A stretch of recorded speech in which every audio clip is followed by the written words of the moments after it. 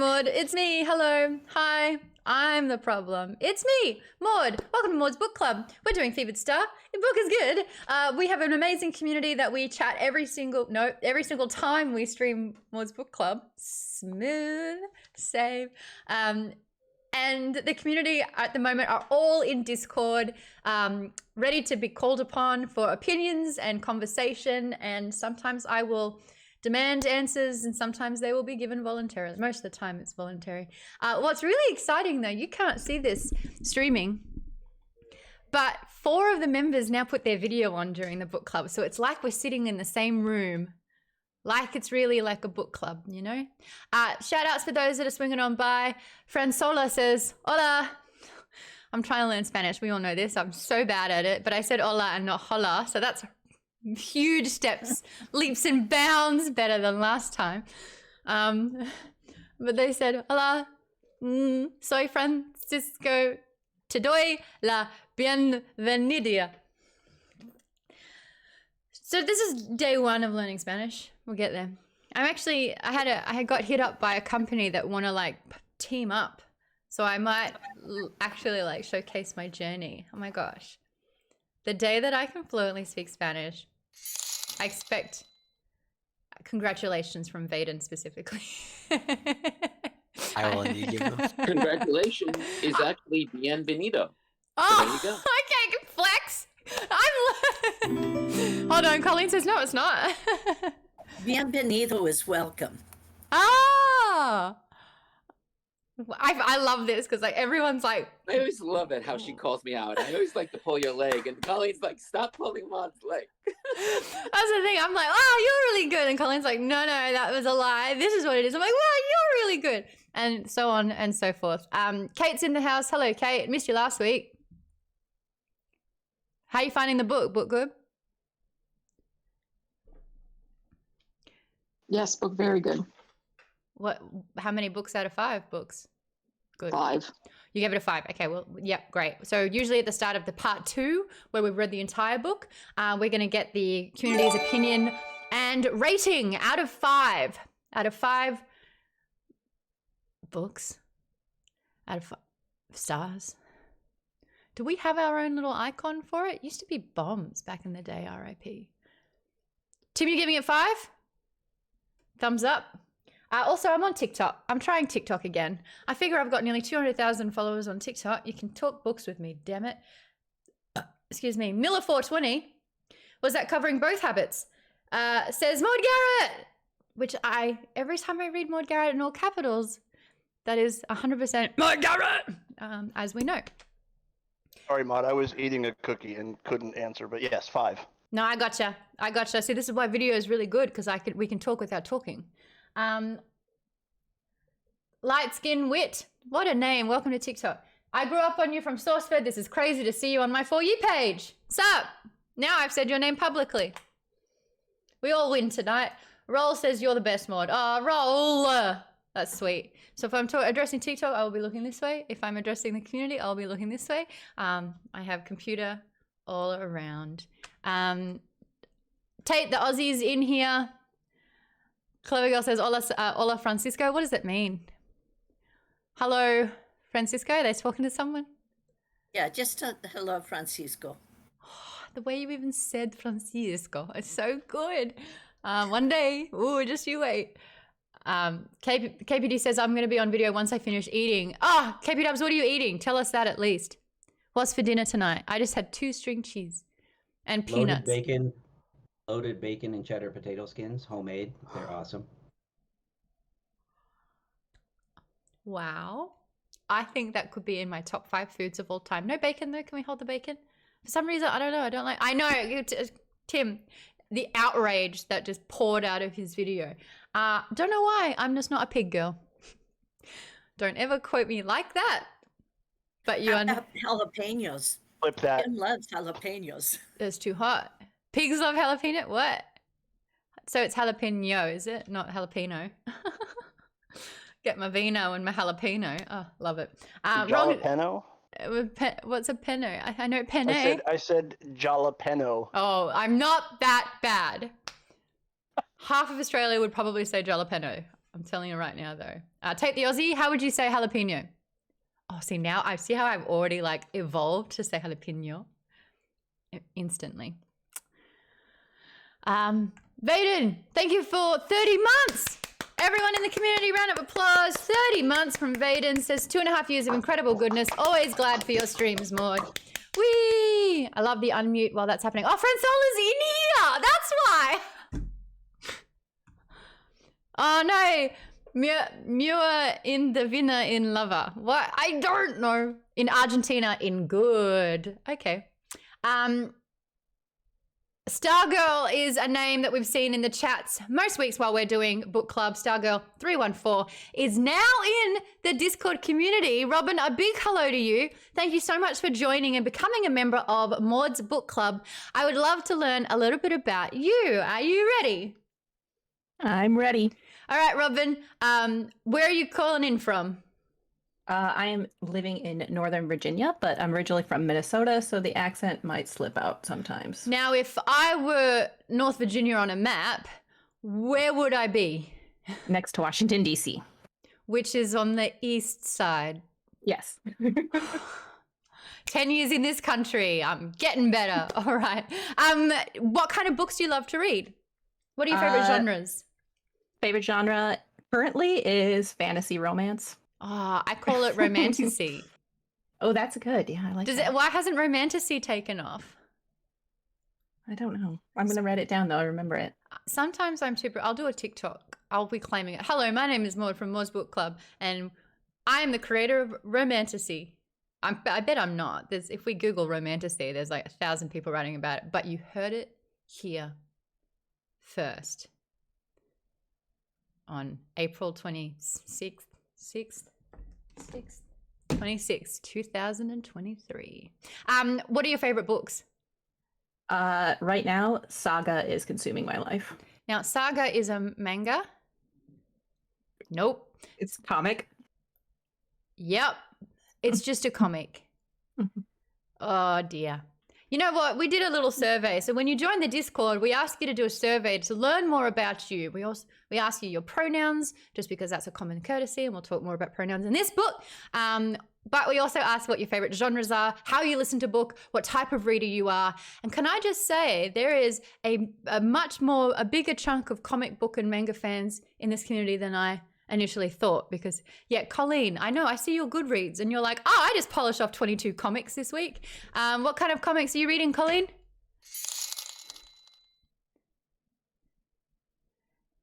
Colleen, you and this mute button have got a fight going on every week. Yeah, it's my favorite. sorry, my tremors are really bad today. Oh, I'm sorry, love. No, it's because I like being able to see you now, because I know that you're like you're going for it. I love you lots, Colleen. I love you lots. What comics are you reading? A little bit of everything. Lots of Marvel right now, but I also have some comics by some indigenous creators, and Keanu Reeves' Berserker comics. Yeah. It's so funny. It's like if you say the word comic, Hector comes calling. Hector is funny, has just followed Maude's Book Club, Maude Garrett, right here on Twitch. Hector being a huge comic book aficionado. In fact, I think it was like his mission that I gave him to talk about comics with me and to get me into them. And so I decided to just continue on with book club. Words for life. But that's so funny. Hector, how are you? Yeah, I heard you all were talking comics. How does this happen, universe? That was so funny. Wrongtown says, I backed Berserk. Still haven't read any of them. I think it might be Berserk. Someone's just gifted Hector is funny a sub. Welcome to the community. Enjoy the emotes. That's so funny.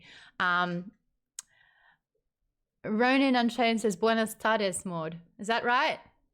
Buenos tardes? Oh, thank God. Thank God.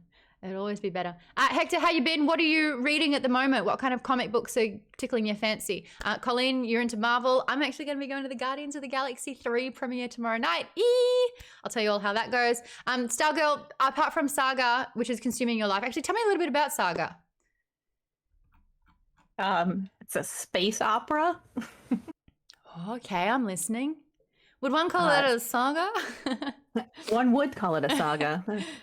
It's about two people that are on the run from their respective governments with their love child. Oh, wow. Mm-hmm. Okay. It's great.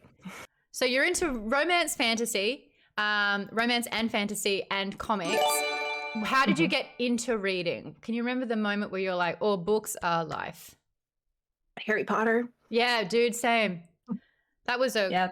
a quick turn into, oh my gosh, books are the best thing ever.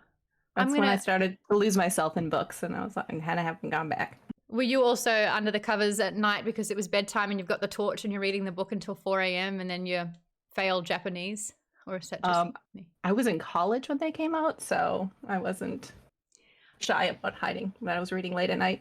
Well, all the chat and the community know that if they reveal my real age, I will mute them for life. So, yeah.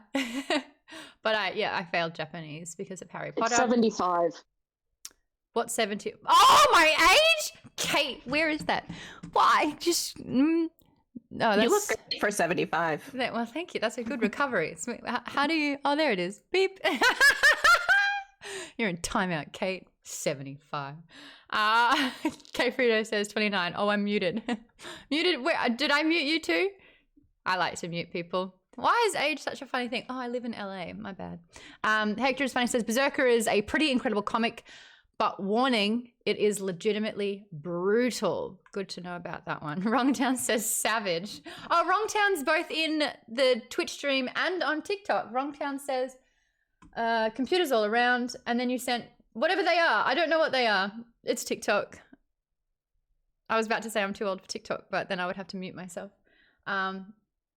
And then AS says the algorithm is getting too good. How did TikTok know about my SourceFed and Table Talk obsession? And then KB Dubs just showed up. I see you. KB Dubs is literally there and now there. I see you. 2 computer screens. K Frito's the same. K Frito's in there.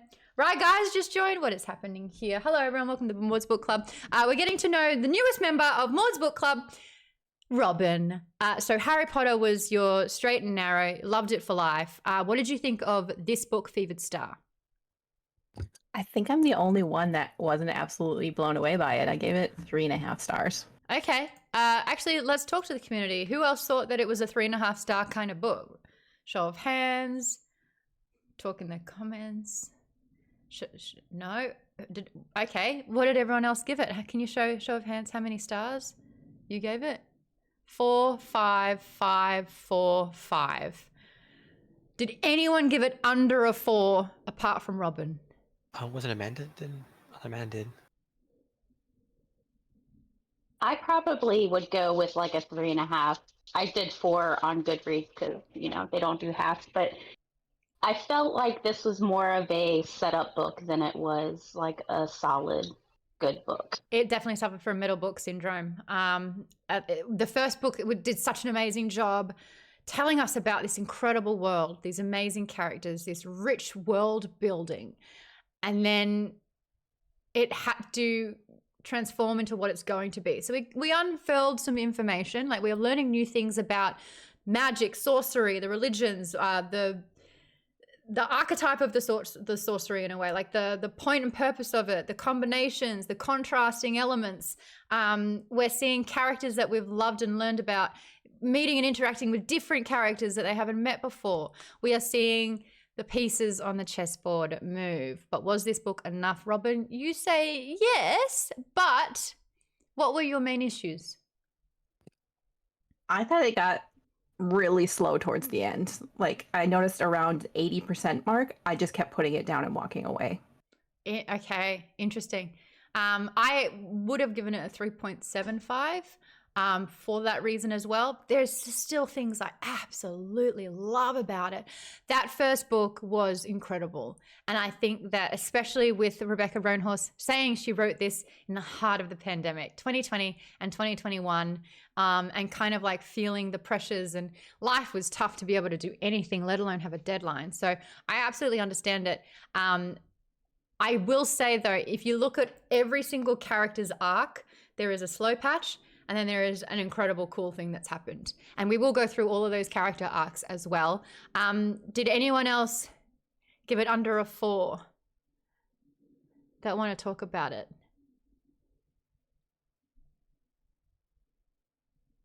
Tass. I don't even remember it at this point. Okay. 'Cause it Yeah, was, you read it straight after Black Sun, so Black you Sun. ran it through. Yeah. yeah, it was just nothing compared to Black Sun. I don't even really remember. I'm probably gonna have to reread it before reading Okay. Mirrored Heavens. Pop but quiz. Who's Belem? Who's Lord Belem?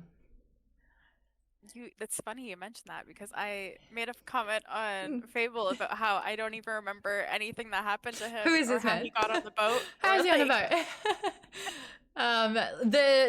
It's interesting because it goes between so many different characters' point of view, and sometimes the next person's point of view, if they were there, will continue what happened in the aftermath, and the story will continue. There are other times where there's large portions, weeks, days between the events that you're kind of like jarringly re-entered into. I did prefer it when like something huge would happen and then there's like the aftermath of discussion of what unfolded afterwards. But yeah, did you listen or read? You read it. No excuse actually, Tess. That's no excuse. Because I listened to it, and when you listen to it, your mind wanders, and all of a sudden you're like, yeah, I can piece together what's happening, and then you read it and you're like, I missed so much. But if you read it, Tess, Yeah, I did read it. And I was adding little sticky notes too on important parts to look back. I've lost my sticky notes. I've got the quotes from last time, but I had like this whole color coded thing where it was like the dark stickers were the crow, and then I had like golden stickers for Narapa, and I lost it. I searched the house as well. I can't, when I find and stumble across these little stickers. Oh, I found a dog treat. Go Zelda. What's your day? Great. But yeah, no stickers. Okay, so 3 is the lowest. We're all kind of in the same wheelhouse. Who gave it 5s? I want to hear what you loved about this book. All right, Tim, hit me. 5. Why is it 5? For me, it was 5 because some of the characters that I felt didn't have a lot of development in Black Sun suddenly became very real. Like Icton. I love the version of Icton in Fevered Star compared to Black Sun. Like to me, like some of those characters just had so much more growth in this book. Well, you know than the reason Black why. Icton was in subterfuge most of that book, and so had to be discreet, subtle. You know, his actions and words sometimes didn't match. The big thing about this book with Icton is that he's run out of fucks and he's got nothing to lose because he's technically lost everything. He's lost the one person that means anything to him, and that's Narapa. He's convinced that she's dead, and he's recognizing that he's now the Golden Eagle's weapon. Like, Maude. yeah, Zir, not he. every time. Every time. Thank you, love. Keep correcting me as well. We'll get it Actually, together. he even made a comment about his lack of. They! Shia. It's so hard. I notice that when I listen to it, it's effortless because they do a great job. When I read it, I have to change in my head they and them because it's like the X, I believe. Because like when they say it's she, shay. But then when you see the X, you're like, Xia? So that's actually a big thing that I wanted to talk to everyone about. Oh, Zhua. How are you saying it, KP Dubs? I'm actually going to go through. Yeah, I'm saying it more of like a jur, like jur. She, sure. No, Shea. Shia, Shay. And what was the? Shia. More like Z and Zir. No, Shia. So Lisa's, you've been listening, right, Lisa? To the audio? Yeah, to me it sounded more like a sheer. Shia. And a shay. But there's the XI, Shia as well? That was, I think, Shay and Sheer is how they say it. I guess she kind of has like a Z sound to it, but it's like I don't know, it's kind of a mixture of both. But thank you. It's so weird because like we all have our image, and I've got this particular image, which is so weird.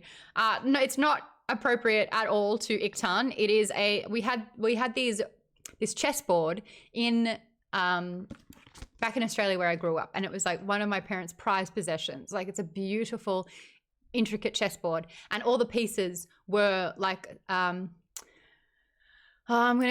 history not great, but the Japanese history with like the soldiers and the samurai, they have these very traditional Japanese people as the characters, and it's the bishop character that I have made Iktan in my head. Not Japanese at all. Not even close, but it's weird. When I read, I will latch on to either something in pop culture, in a video game, and there's one that I have for Xiala, and I cannot find it to save my life. I can see the picture so clearly in my head, and I have no idea where it's from, but that's how I picture. And it's like kind of close to what Xiala should be, not quite, but it's so weird how my brain will do that. So Iktan is a male samurai in my mind, and that is so wrong. But that is why I'm saying he and him accidentally. Shogun? I'm not sure. Oh, Avery's here. Hello. When I read, I was saying Z and Zia in my mind, but when I was listening to it, it sounded more like Shay and Shia. Yes. Yes. But I'm actually going to go, well, we'll get through why this is 4 stars, 5 stars, or 3.5 stars.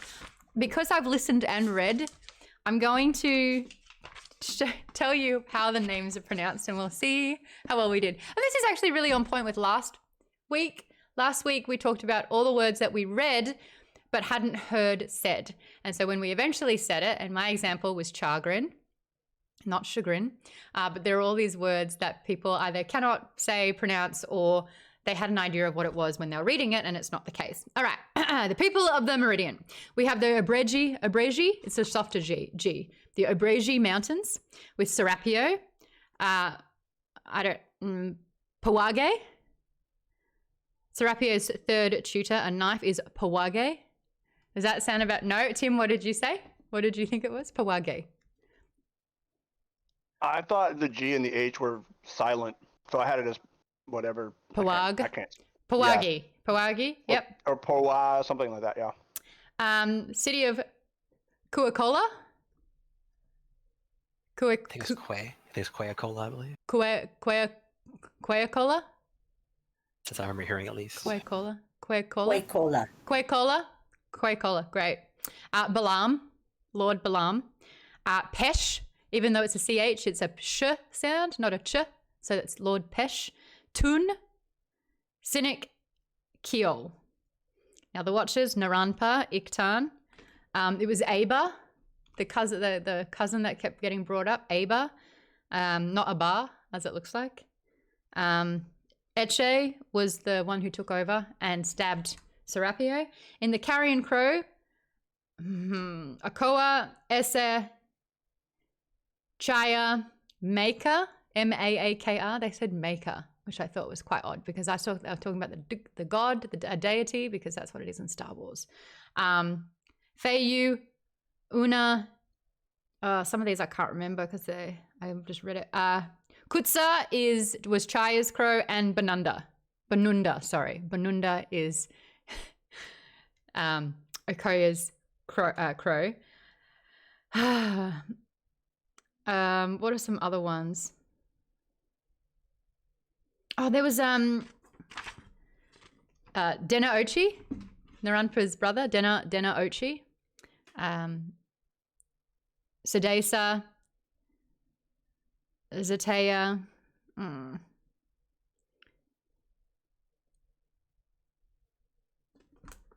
The one that I really wanted to talk about, of course I got my book open in front of me, it's a Xiala, in the Xiala chapters, it's what they called the drink.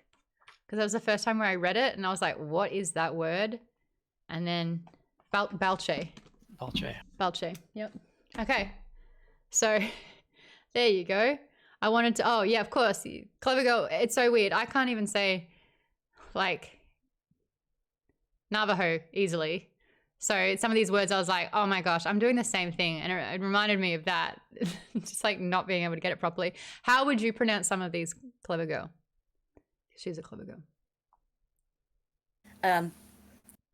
First off, I only know a little bit of Navajo, and I'm not very good at it. Better than me.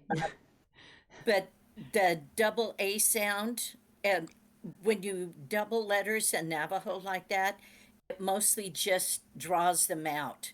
It'd just be longer. Navajo has a lot of sound or words that are based on inflection or sound length, kind of like Asian languages. Which is so weird because I can get Asian languages really well because I can hear them, but reading them, sometimes you're like, I have to make a choice, and it might be wrong.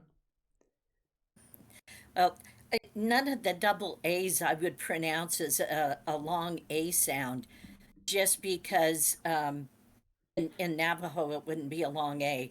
I mean, that's just the way it works in my mind. Your video is delayed. I thought you were talking. I'm like, oh no, you're muted. But I got it all. Thank you for that. I love having you in here because you help me in my very uneducated areas, and that's important. Also, Wrongtown gifted a sub to Ronin Unchained. Yay, we love that. Okay, 5 stars. Who else gave it a 5 stars? Tim's given his reasoning. Who else gave it 5? Kate, you're unmuted. Tell me about why this is 5 stars. 75. Well, because of the same reasons KB Dubs gave, that it was like, I really liked the fleshing out of all these ancillary characters. Is that your cat? It is. But I really liked the, just learning more about this world, feeling that it was more populated, that I got to, like, we got to learn about the Golden Eagle tribe, which I found really interesting, and the, more about the politics between all the Sky Maid clans, like all that kind of stuff. I just really, really liked. What was the part about the Golden Eagle that you felt was better? Because we finally have like more of an understanding about the Golden Eagle and the uprising. I don't know.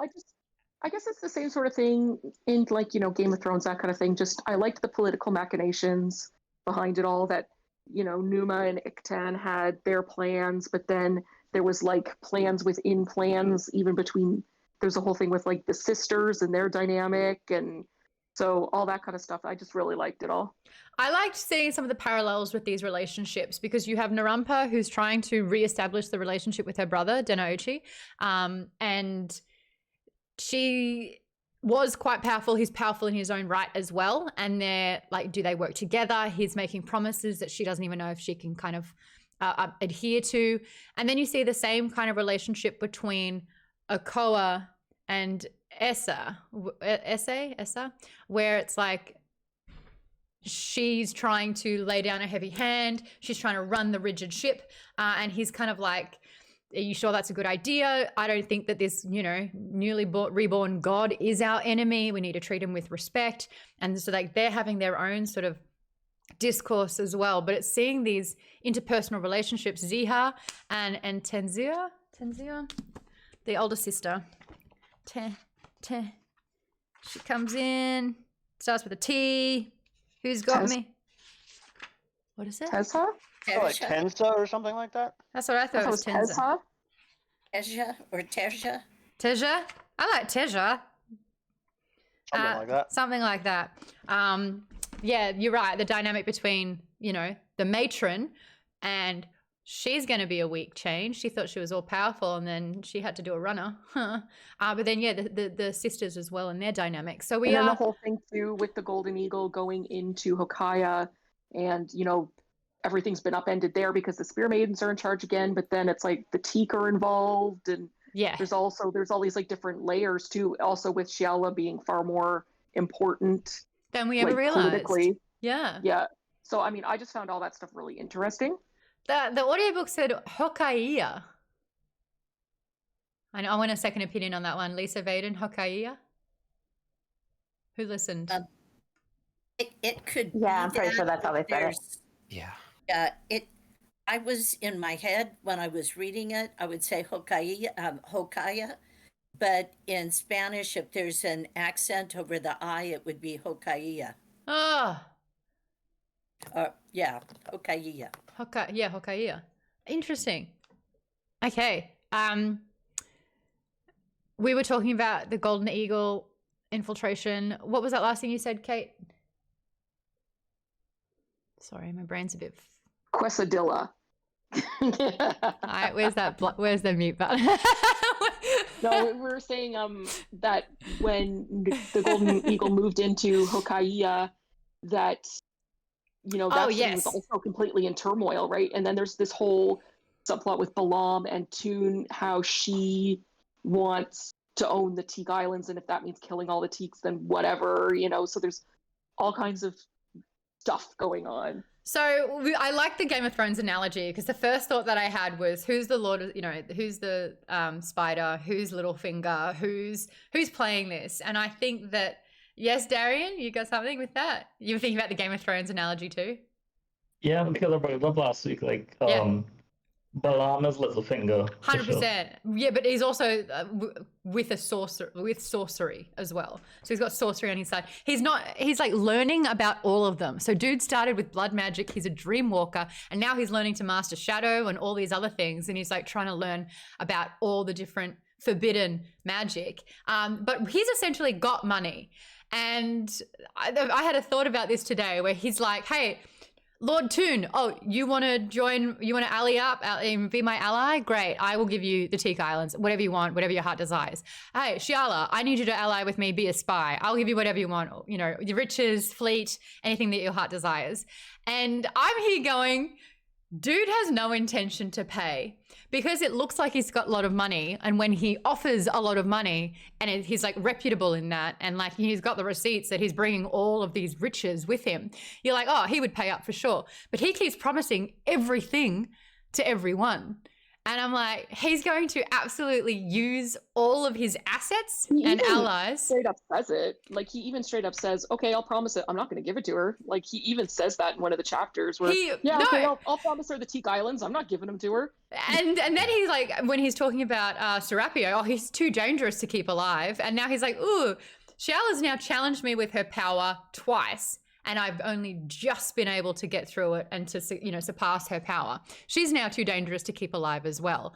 So this is such a dangerous man who's been somewhat unassuming this entire time. But we have to remember, back in Black Sun, he was the one who facilitated Serapio's passage to get to, was that through Tidadi and to get to Tova? Was it Tova that he, yeah. He absolutely messed it up. One thing I also really, really liked was the fight on Sun Rock between Serapio and Narapa, because it was very like anime. It was like a Final Fantasy fight. You could visualize it, couldn't you? Her erupting and her wings unfolding to become the Firebird, him dispersing and attacking. It was like what Final Fantasy 16 is going to look like. It was so good. It was too short. I'm not sure. Like, Rebecca Roanhorse writes characters, world building and world development, interpersonal relationships so well. You can't be good at everything. I'm not sure that I think it's incredibly difficult to write fight scenes because you have to almost choreograph them. Darian, yes. What I liked about that fight was that it was the build-up of the entire book, and it was anticlimactic. I love that because it defied the expectation, because it was like, okay, they'll have like a scrap for like 2 minutes, and then, hey, let's talk it out. That's what I loved. Oh, you liked the fact that it could have been this epic... It defied the expectations. I love that. Okay. Stargirl, you're saying that's exactly what I said in Fable. Let's go over that point. Yeah, it was only like a page long, and it's this fight that was built up from the first book. This meeting built up from the first book, and it was 1 page. And then they're like, oh, let's just talk it out. And that, when it's like, I'm going off to battle, and it's like, meet me at the parking lot at 3 p.m. Like, it had that kind of vibe to it, where Narapa has decided that she has to face off with him. She's been running from him for like half of the book at this stage. She's scared to go outside. She's looking to the skies. She's in Alfred Shitcock's. Why do I bother trying to say that name? I cannot say it properly. I cannot say his name the right way. His legacy has been doomed by me alone. Alfred Shitcock and Birds. Yeah, sure. There's just some reason I just cannot. That would have been good for radio. Billy Colony. It's okay. Alfred Shitcock. Alfred Hitchcock was not a good person, so it's okay. Oh, okay. Phew. My dyslexia is like, I'll give you this free pass, Maude. Go for it. Alfred Hitchcock. Alfred, no, I can't. Alfred Hitchcock. Birds. I'm just trying to say the movie Birds that attack. That's all. That was Narapa for a few chapters. That's it. But you're right. It's this huge anime battle, like all the Dragon Ball where they have like those open terrains because you know that mountains are going to blast it open. We're waiting for that. Just be glad you're not trying to say Worcestershire. Nailed it. Worcester. Worcestershire. We've been over this. We're all right. Every suit, no matter how you try to tackle that word, you are correct. Worcester. Worcestershire. Oh, where's the Aussie guy? I've been living in America for so long, I forget what I used to say, and I don't know anymore. You know what? Just blame England. They had to name everything stupidly. You know what? I used to, but now I love blaming America for like a lot of stuff. I had to go to hospital. Oh, I got that bill. Thank God I have health insurance, but like health insurance is a freaking privilege at the same time. It's paid privilege here. How do you pronounce it? Can you hear this? How to pronounce Worcestershire? You start with a W sound. I'm sorry, what did she just say? And the as in cook. W, woman, wood, wolf. No clue because I couldn't hear you it. Start with a W sound. You can't hear it? Sound and nope. Yeah. How do I play this video? It's important. I'm right. Okay, I will mimic what she says. As in cook. Okay. Worcestershire. Okay. How to pronounce Worcestershire? Oh, okay. She goes, how to pronounce Worcestershire. And she's American. Worcestershire. This fucking word. It was the best of shares. It was the worst of shares. Give him that pun point. That was very, very good. So bad. Oh, I see. Stream can hear it. Discord cannot. Oh, I'm sorry, guys. You have to listen to the back. It's just me being right. That's all. It's in the VOD.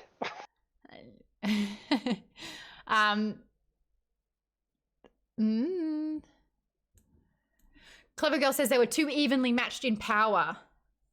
Serapio was wounded. You're right. And it's like if Serapio wasn't wounded to that extent, it would not have been a fair battle. I mentioned this last week. Serapio has been trained. He's had 3 masters throughout his time, 3 trainers that taught him his ways, that delivered the message, that recognized him and taught him how to be a weapon. So he can fight, he can use his powers, he can do all of this. Narapa has literally tapped into it the other day. And she's just realized that she can, initially it was she could light her hands, and now it was, oh, I can produce flame. And then it was, oh, I can heal people. Couldn't heal her brother twice though. That sucked. Was that this book that we saw the blood ritual? Now, Vaden, you said that it was one of your favorite chapters. That was incredibly difficult to listen to and to read. And this is like, Narapa is known for being so good. She chose kindness. She brought what was right to the table when there was subterfuge and backstabbing and betrayal and all of this stuff happening. And she's like, let's just be better people. And it didn't serve her. And now she's teamed up in the Coyotes Moor, which is where all the clubs are. It's, your gambling dens. This is where prostitutes are. It's the scum and villainy. It's your Tatooine kind of deal happening right here, because it was perceived as sort of uncouth. And so they were ostracized, and, they pay sort of a fee so that they're not sort of looked into enough, but they're your rejects, and they're your mobs as well. So the people that have risen to power here are prominent business people that have killed to get where they are most of the time. We're listening to origin stories here, and it's like, oh, I didn't like how she ran it, so I killed her, and now I run it. Haha. But it's like, well, that's probably going to happen to her as well. So, and her brother is one of these bosses in a way. Like, he is a very prominent figure, and he said, my sister's the key. She's the sun priest. She harnesses the sun priest powers. She, harnesses the power of the sun.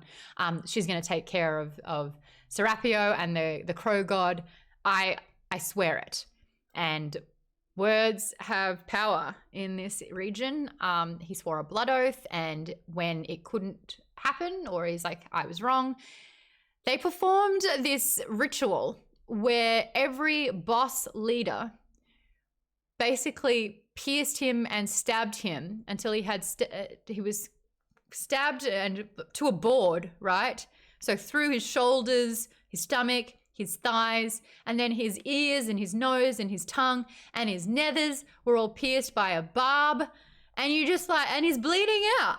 And they're all just kind of like, is what it is. He did the barbs himself. He had to pierce him. Oh, Lord above. Oh, Colleen, is that true? Tell me about that. Because they said that this was the old ways and that it was sort of like intrinsically a part of the culture, that Narampa's kind of like, ooh, I don't like this. But tell me about the ritual.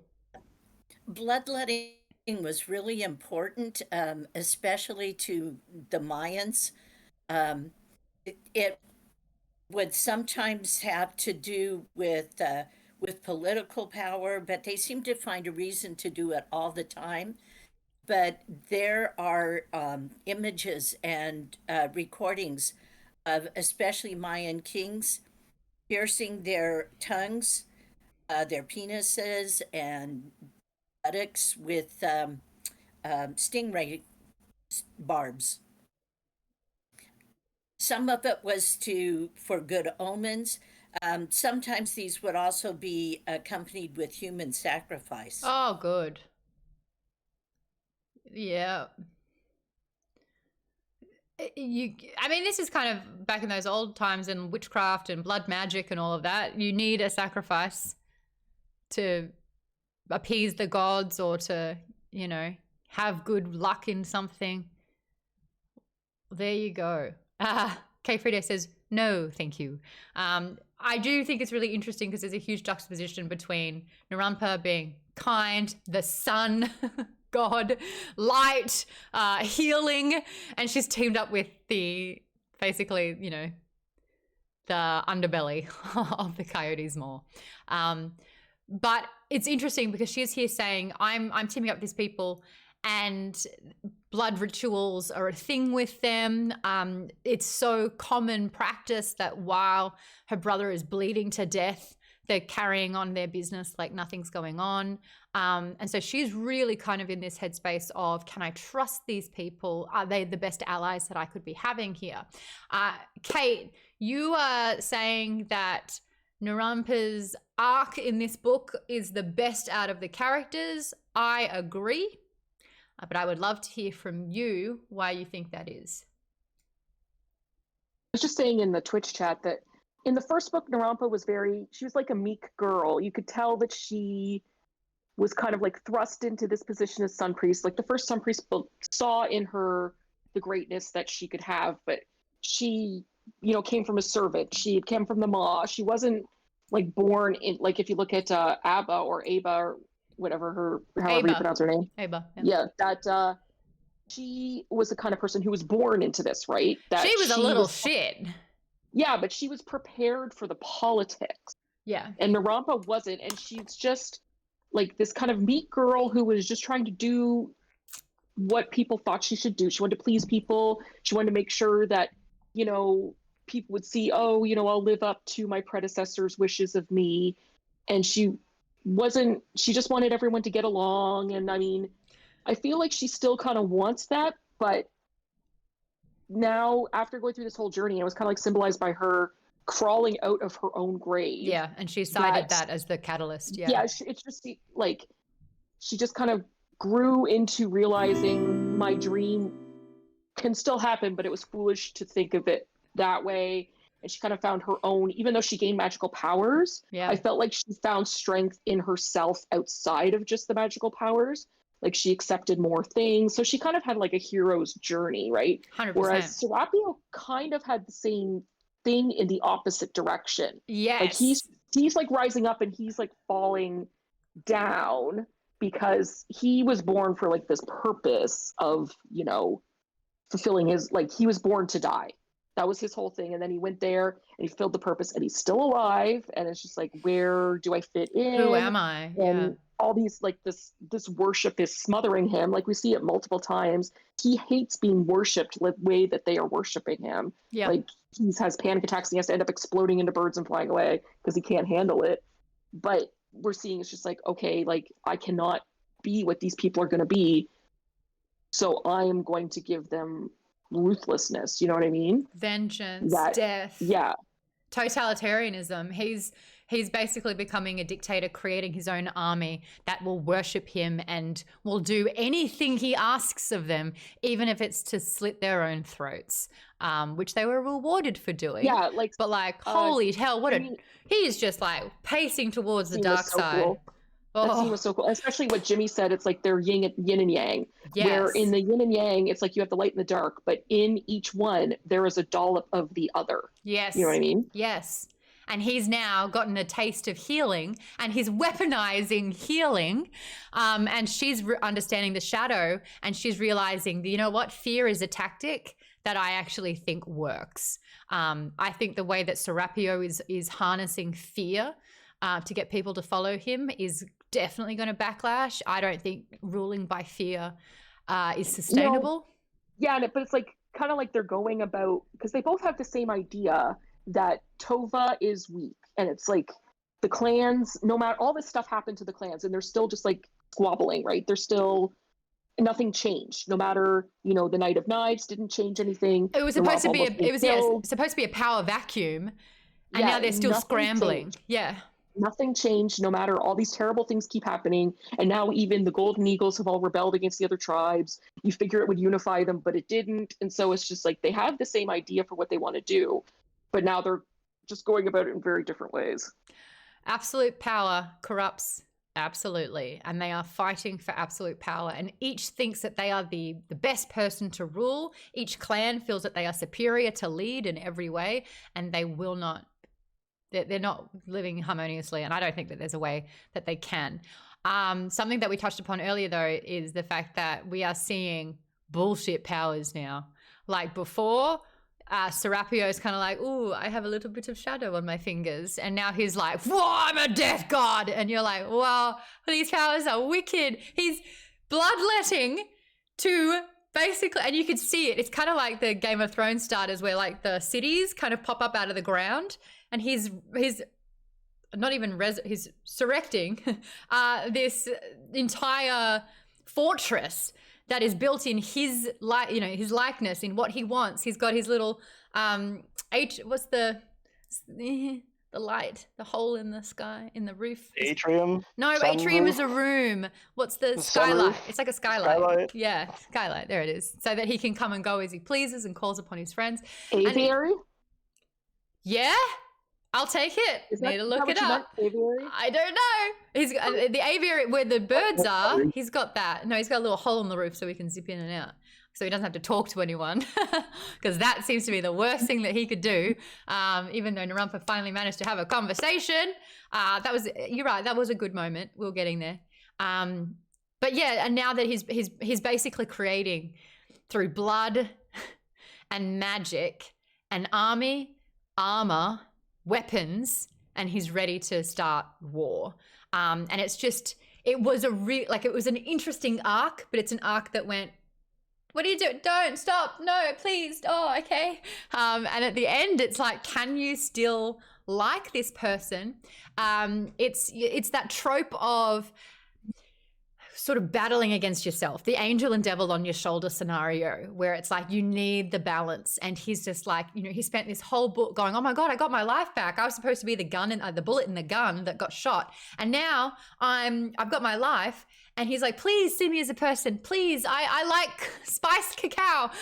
Do you have any stories? My name is, do you know what my name is? Please call me my name. And they're like, no, you don't matter. We don't want to see you as a person. You are a weapon. In fact, we're afraid of how much you are a weapon. I have a quote I want to read, which I didn't have a sticker, so I dog-eared. Oh, here it is. This is like in half a page, Serapio's demise. So basically he's like,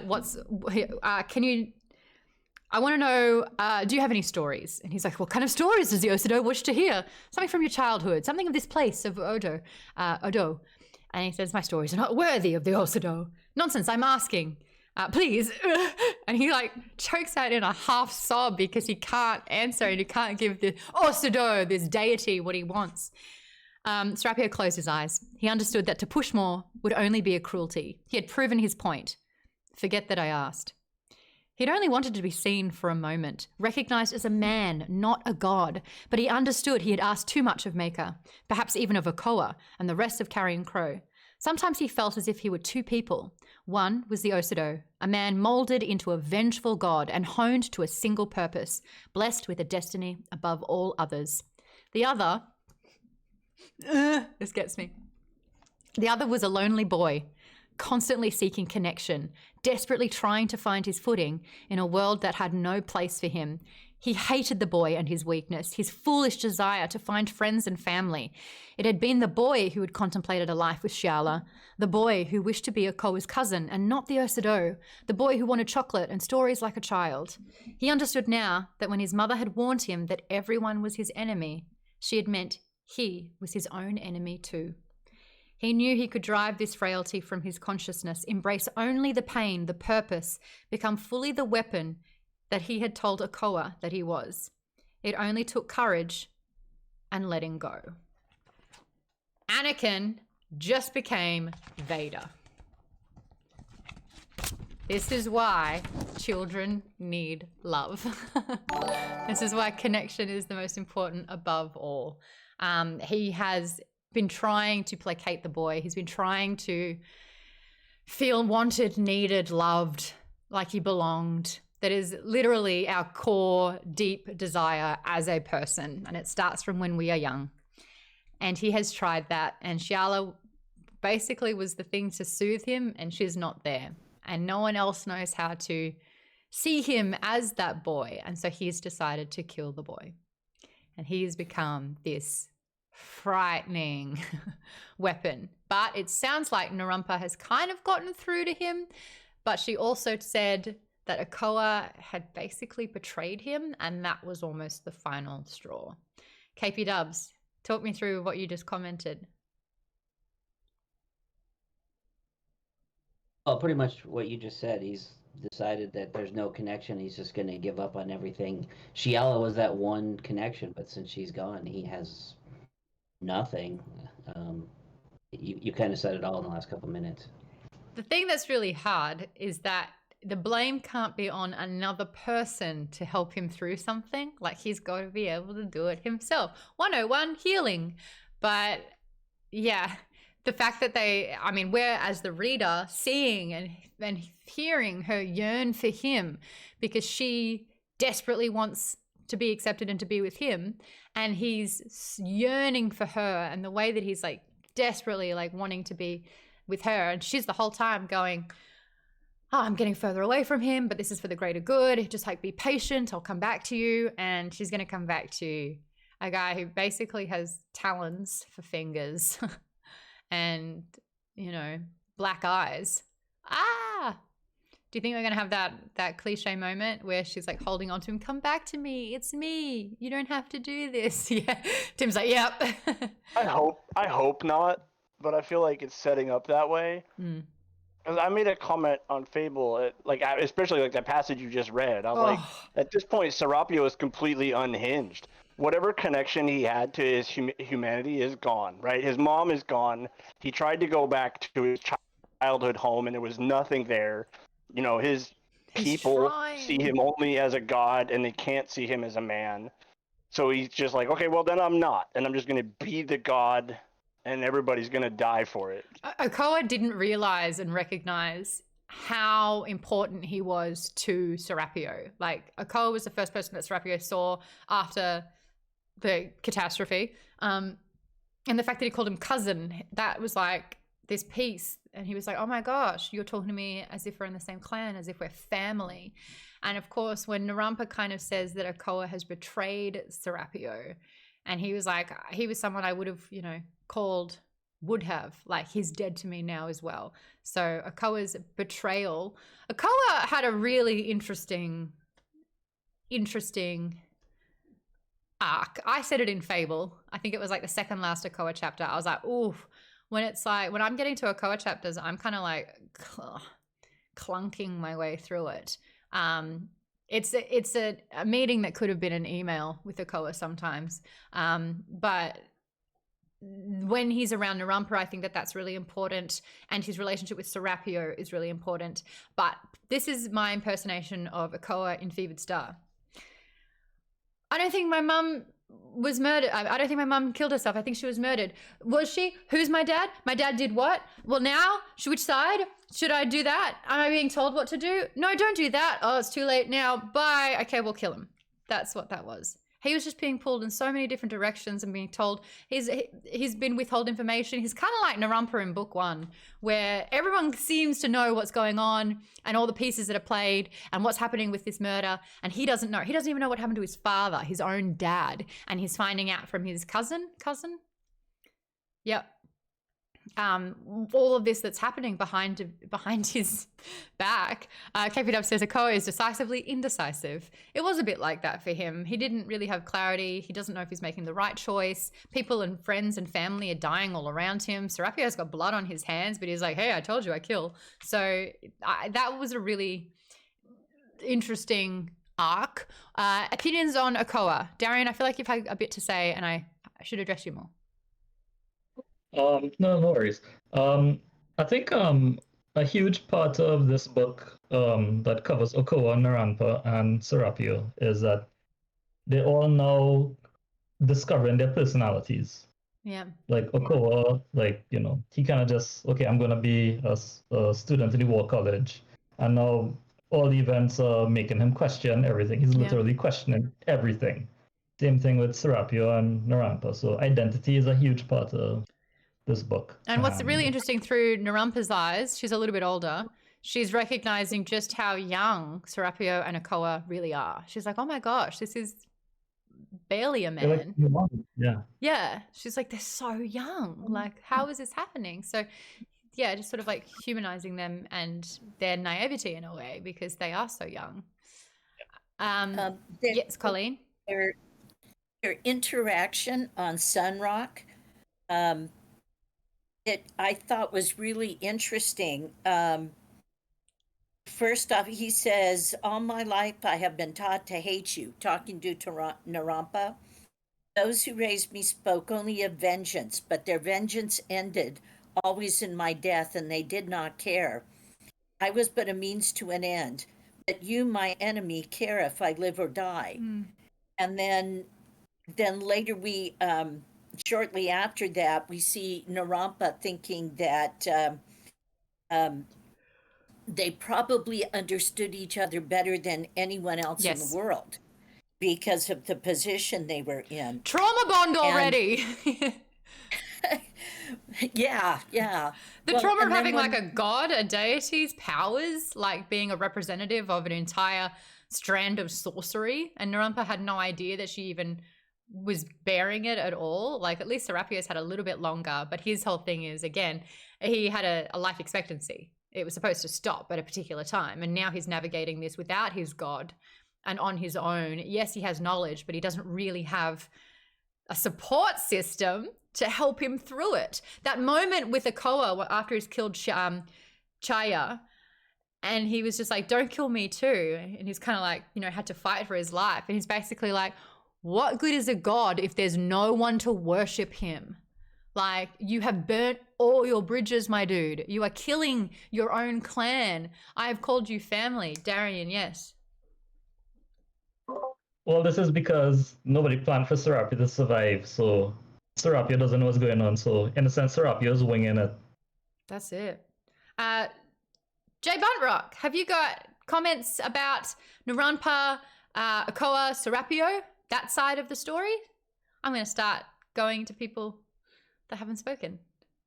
Oh yeah, I think with Okoa, he seems to be the kind of only good character in the book, and he's kind of naive.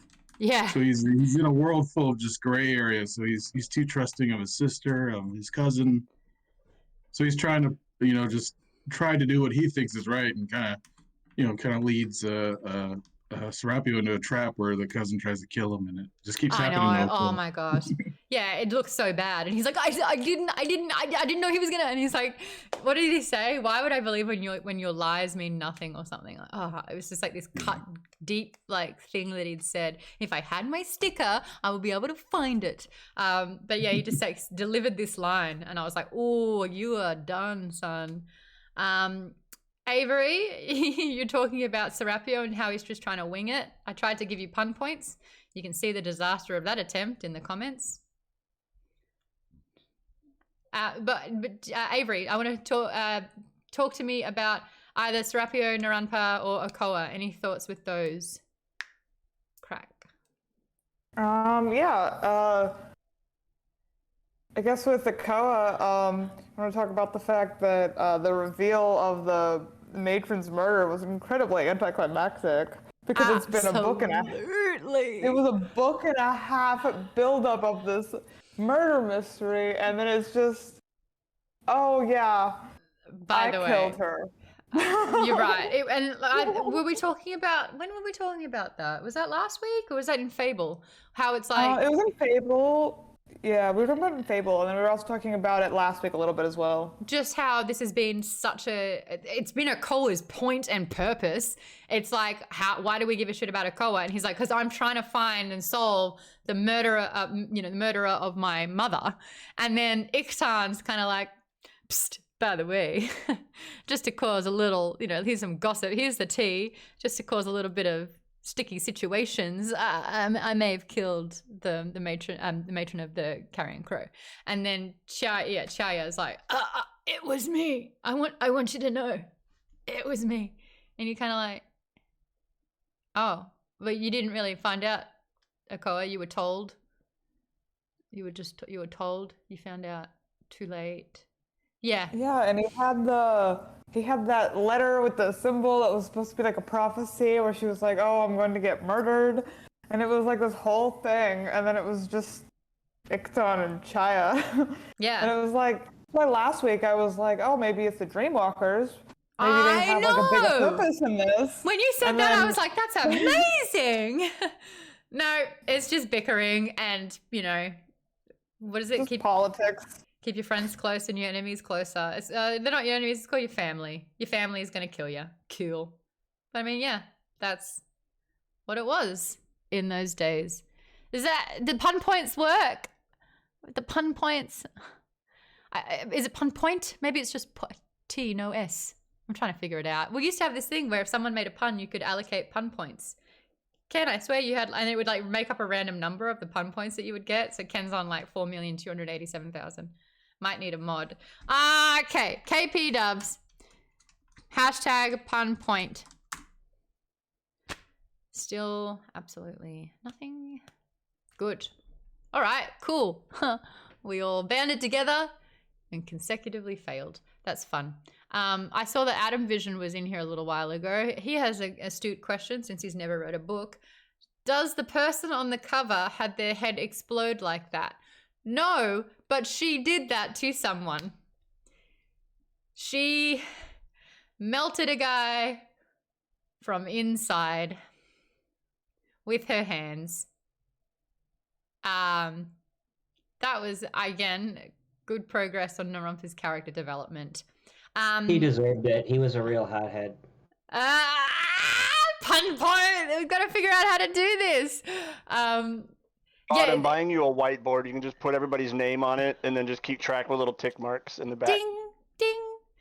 I don't even know when I swear, so I'm so the worst person for that. Adam Vision also hashtagged pro streamer. Look, we all know how low the bar should be around here, thank you. Adam Vision says, wow, like how you melt our hearts. Oh my God, you made me read that out loud.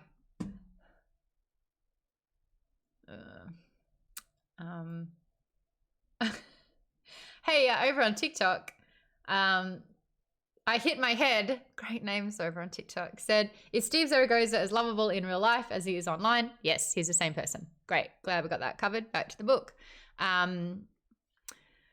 So I feel Okoa had the weakest character arc and I feel like Narapa had the strongest. What does everyone else think? I think Xiala kept getting further and further away from her goal. She was adrift. I read a review that said that they really didn't like the Xiala's character arc in this particular book, that they had to kind of be like, oh, she's just got a headache the whole time, and she's got, landlocked, or, got land sickness.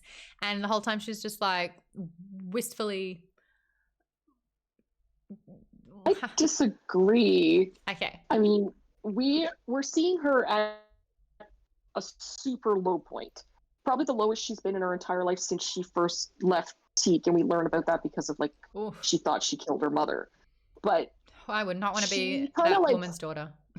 She kind of probably had the same sort of thing when she first left Teak, where she got drunk and kind of lost herself and fell into a depression, and then kind of picked herself up and just kind of went and became a sailor and essentially a pirate and smuggler or whatever. And then she kind of found this purpose again, or this family in Serapio, and then she lost it again.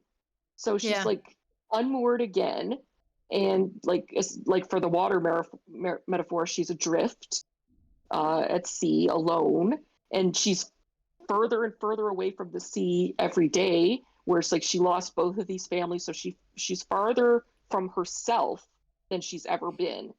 So we're kind of seeing her at her worst, and then all of a sudden she finds out that she didn't kill her mother, and it's just now her mother's gonna take her home, and her mom's queen.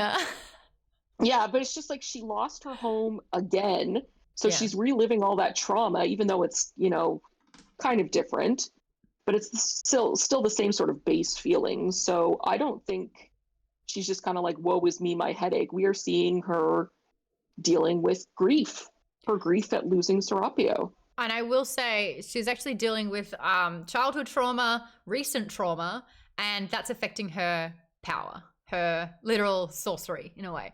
I just thought it was really interesting how Xiala had this very, KP Dubs said she became a pirate smuggler, Han Solo. But it's very much that swagger that, we're just sailors. It's what we do. We get drunk. We don't want to deal with shit, so we just get drunk. And now we're having a really intricate look at her dependence on alcohol. Tim.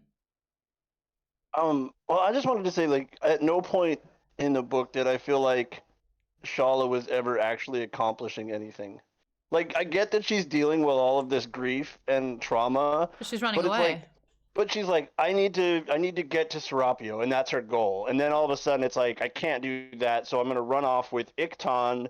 Otherwise, I'm probably going to die anyways. And then she go I'll just go that way and spy on Ikton and his group for Serapio.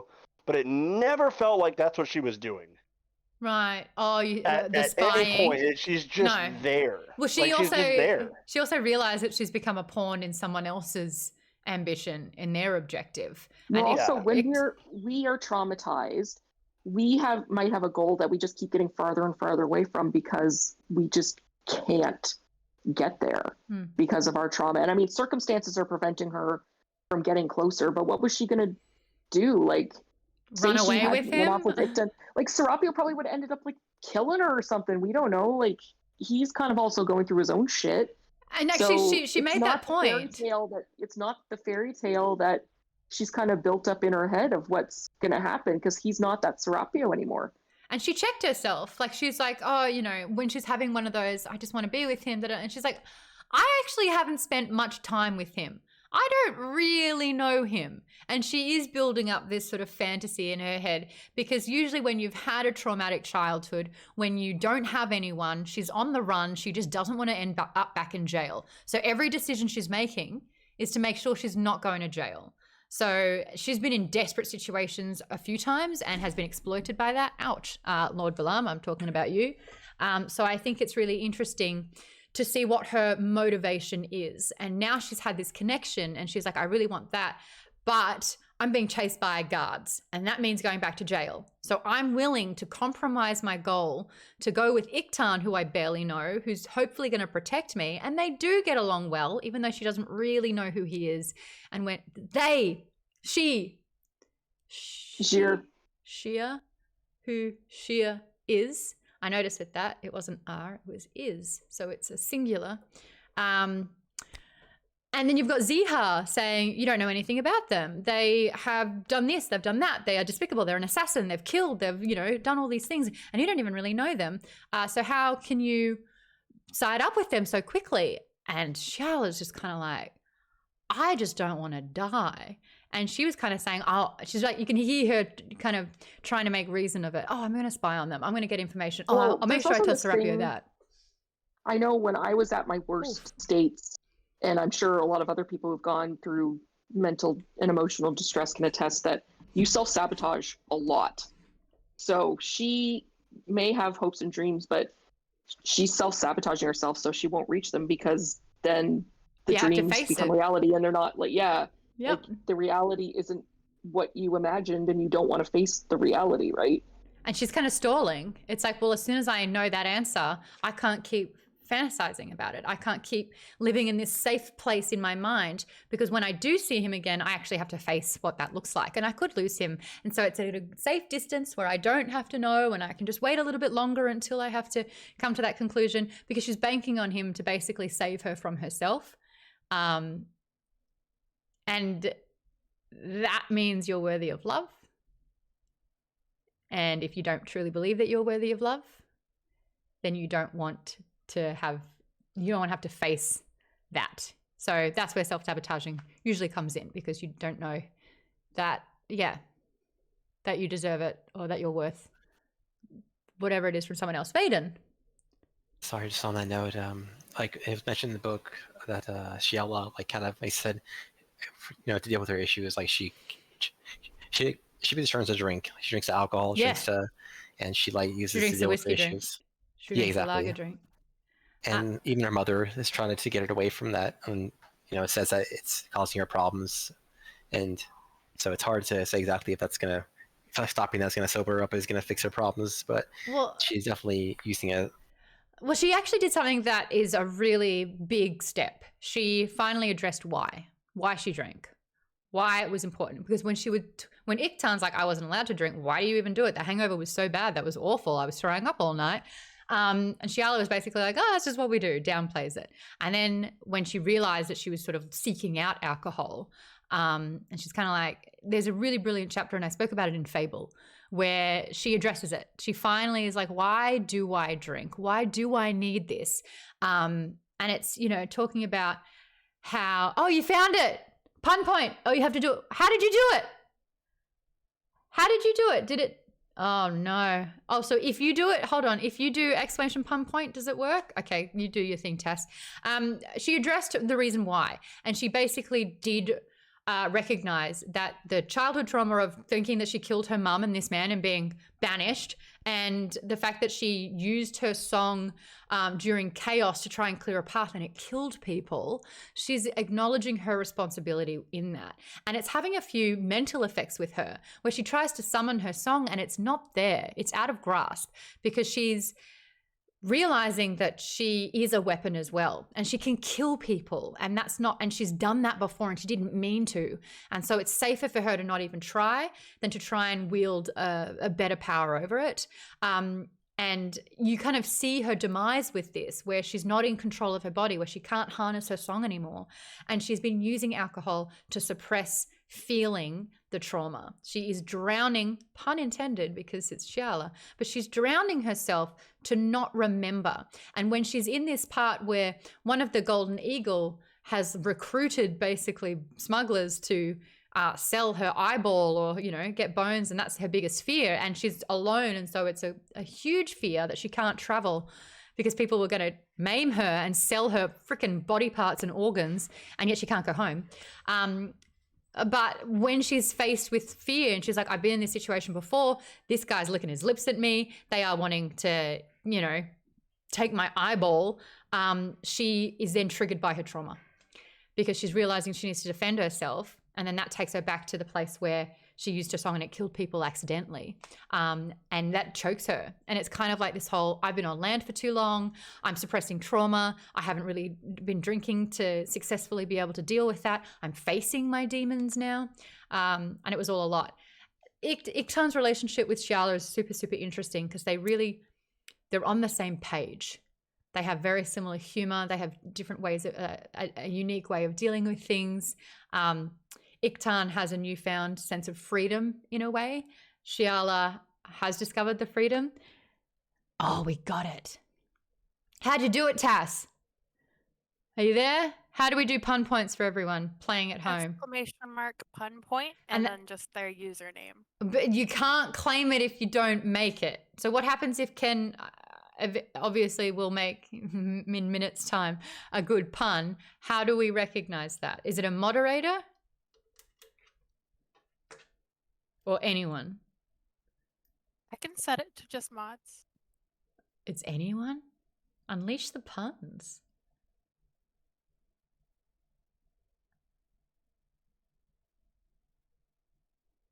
Okay. And how many puns have I said? Because you, community. At least 7. 454. Community, you got some catching up to do. Actually, Ken would probably have me beat if we figured that out earlier, I imagine. There you go. Ken, it starts now. You have to catch up to 454. And I'm going to keep climbing. I'm going to keep getting more and more. You got to check. This is how this is going. Oh, this is exciting now. Avery, you have thoughts about Xiala as well. Kate! Stop it! Avery, you were talking about Xiala and the relationship with her mother as well. Let's talk about this. Yeah, so her mother let her believe that she had killed her, let her get banished, and she's lived. I don't know if it's ever said exactly how old Xiala is, but I know it said she was 15 when this happened. Yeah. So probably been about a decade, roughly, that she believed that she killed. 20. What is that? 27. Darian says Xiala's 27.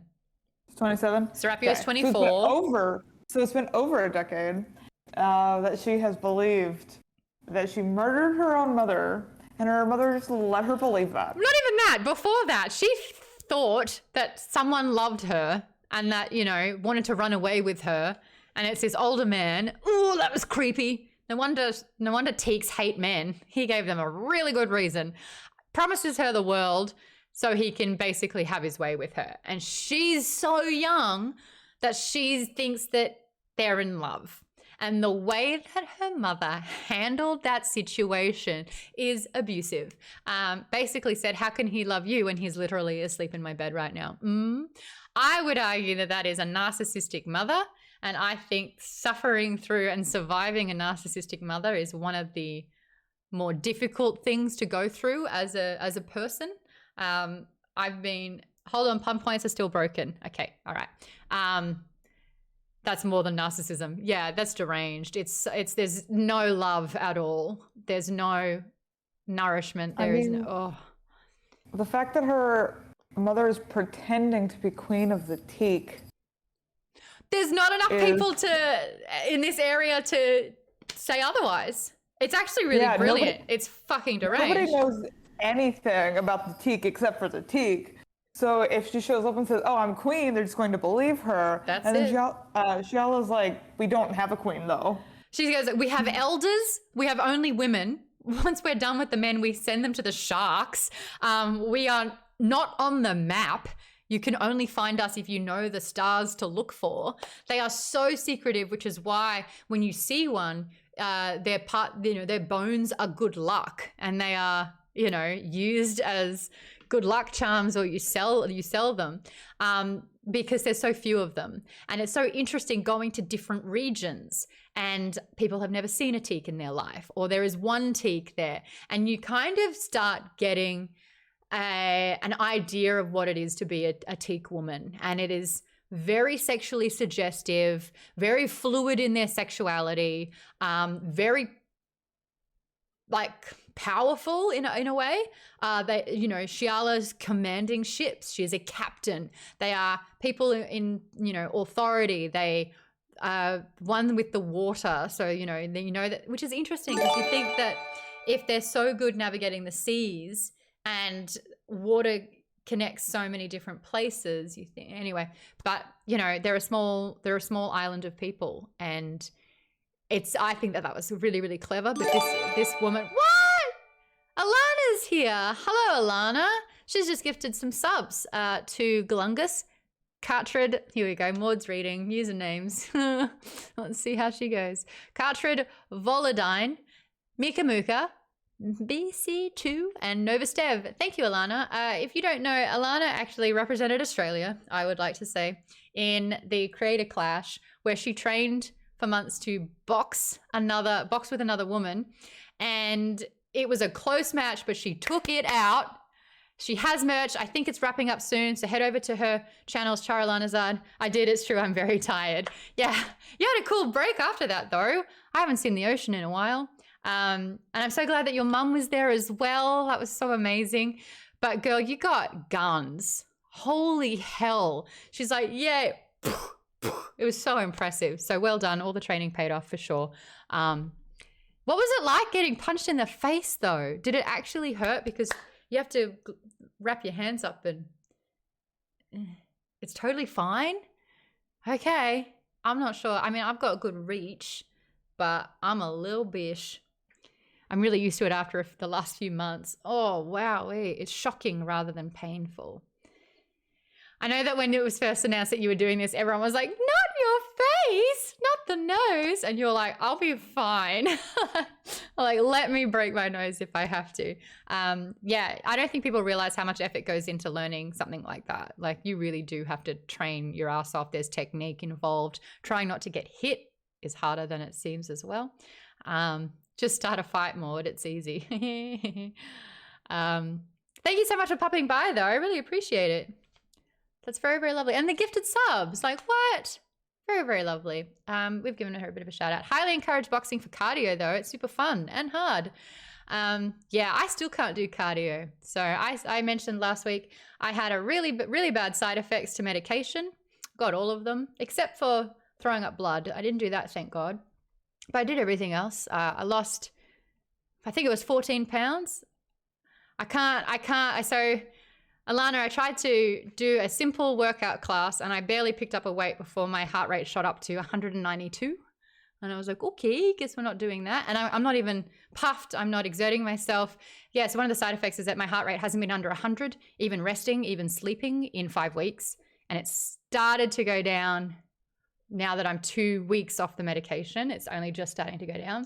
But I lost my appetite. I lost all my energy. I've lost so much muscle, which I'm devastated about because I used to be ripped. I used to show off my guns all the time. Now I don't even have a knife. Aww, it's just, okay. But yeah, I was really unwell and I went to hospital and I was there for a while and they tested for everything. And they were like, your test results are great. Just wait it off. And I'm like, no. And I've been trying to see a cardiologist, but it's impossible to even get a referral. So that's where we're at. Yay. But, you know, new lease on life. Nearly died, still alive. Ha ha. But yeah, I'm like really adverse to medication now because that was a lot. I guess I'm alive, yay. I know, it sounds not fun. We'll get back there. Thank you, Tim. He's giving me a round of applause. That's very sweet. Yay. So still doing book club, still reading books. Yes, that's exactly what I was doing. You're watching a game? Unbelievable. I thought, here I am saying I'm alive. I didn't die and I see you clapping. What's the sport? I'm glad you're not dead. And What's in the back of my mind, I was wondering if you got the cookies I sent you. I haven't. I looked and there was nothing there yet. Lame. Tim, did you mistake this for a bookie club? Yes, I did. Bookie club. What is this, words? Boko club. Boko club. Yeah, the hospital bill. I finally got the bill back. I was at the hospital for 7 hours. I got 2 blood tests, 2 lots of blood work done, 2 x-rays, and an ECG. Guess how much that bill was? Anyone? At least $7. We're in America. That's the joke. Enough to buy a house. Lisa says Or a car. 12,000. KP Dub says 3,500. Robin says 8,000. Terry says 5,000. Vaden says 1,000. In what world, Vaden? Like, in what world? Not this one. The bill was just over $10,000. Thank God for health. At least $7. Thank God for health insurance. And like, if you don't have health insurance in this country, like you basically die, huh? Like, you have to pay hundreds of dollars every month on the hope that you'll use it. Well, I did. In that one hospital visit, I basically saved the 10 years of health insurance I've been paying. Yay. So the trick is get sick once. Get real sick, give it a go, get it done, exploit the healthcare system. Holy shit, Jimmy. Your first bill for cancer was $250,000. And you don't ask for that. You don't ask to be sick. You don't ask to get cancer. But if you get it, this country will pulverize you. Holy hell. Yeah, I still have to pay hundreds of dollars from that visit. Nearly $1,000 I have to pay just to get told that I was doing fine. Kate says, I'm so glad I'm Canadian. I paid nothing. Australia. Honestly, Australia, I think I've told you, we have this thing where we keep a few $1,000s in our bank because it's cheaper to go home and get it done for free than it is to stay here. God bless America. KP Dub says around 55% of all bankruptcies are due to medical bills. Holy shit. I believe it. Kate says, because Kate, hey, we've got 2 cancer survivors in this chat alone. That's, Tim, where's your claps now? Thank you. Yes, big claps. Unmute. I want to hear it.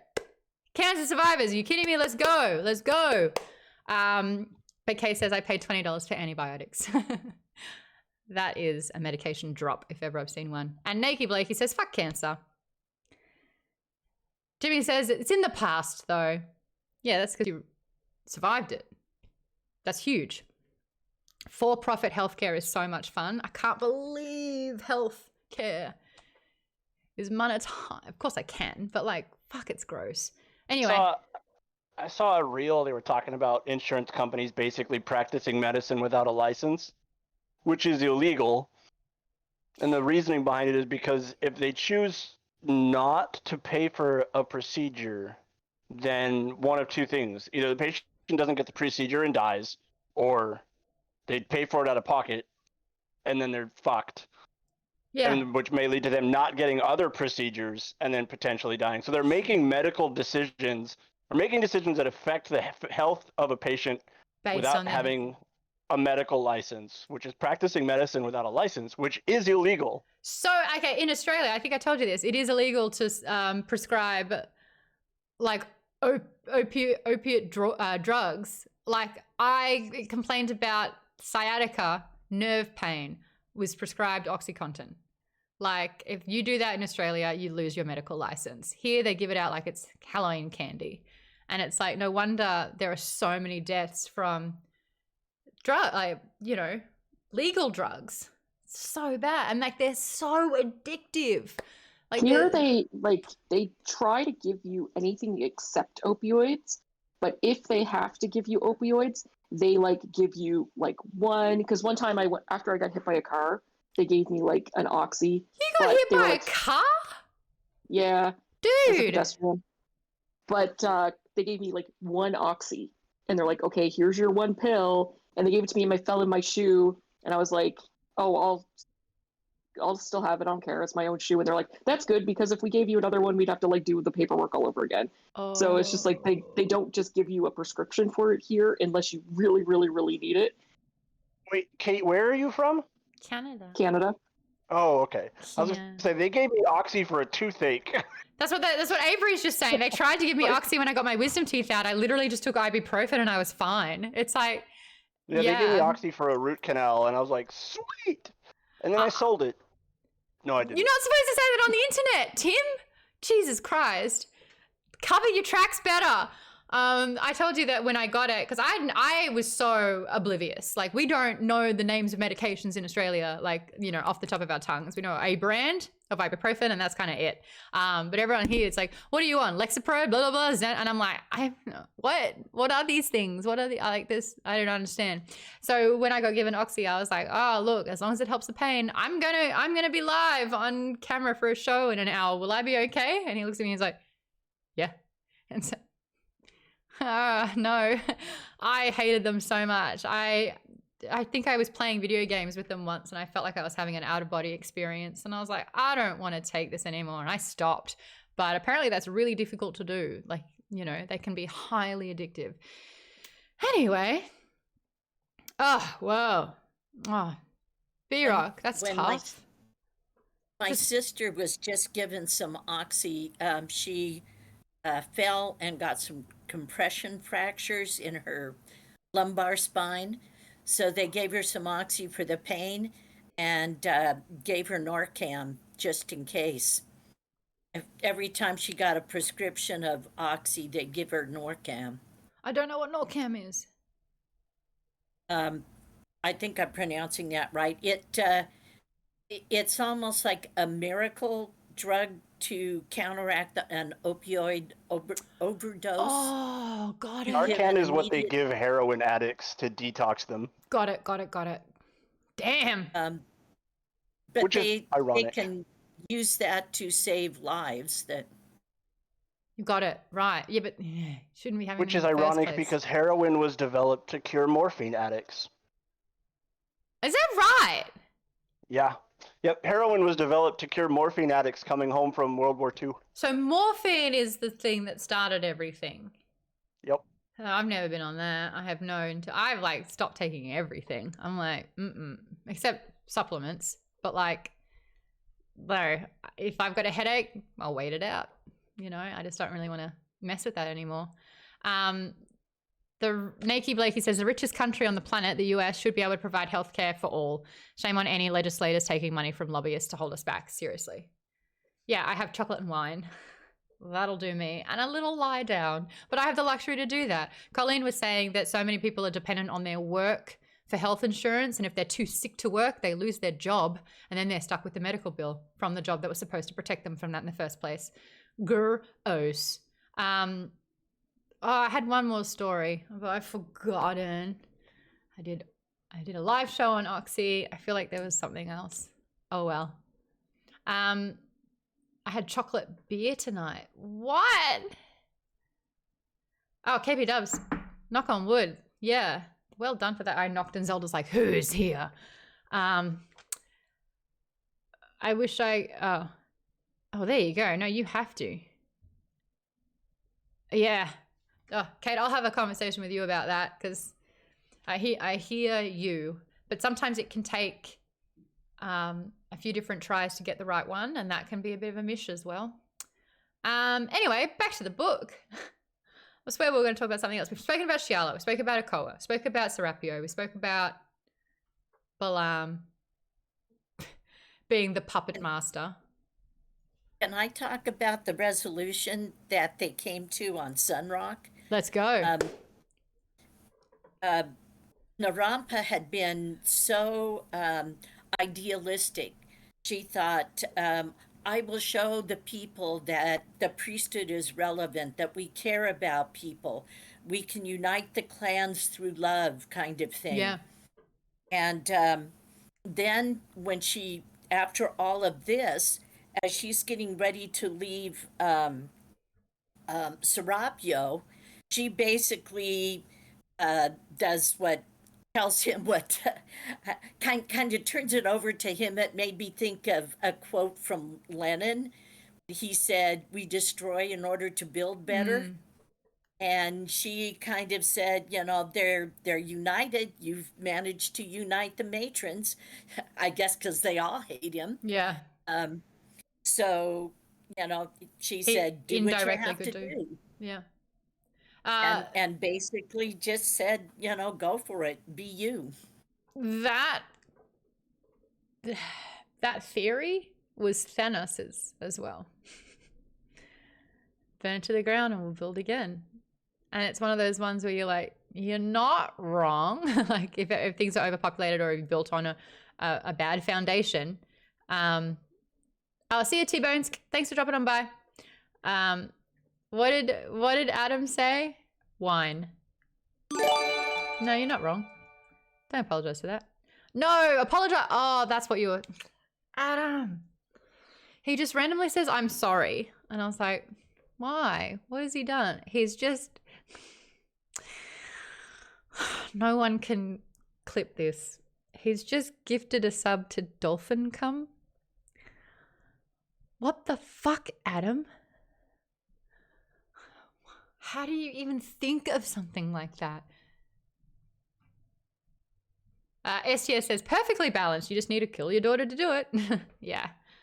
The Great Flood in the Bible, says KP Dubs. Wipe it out and start over.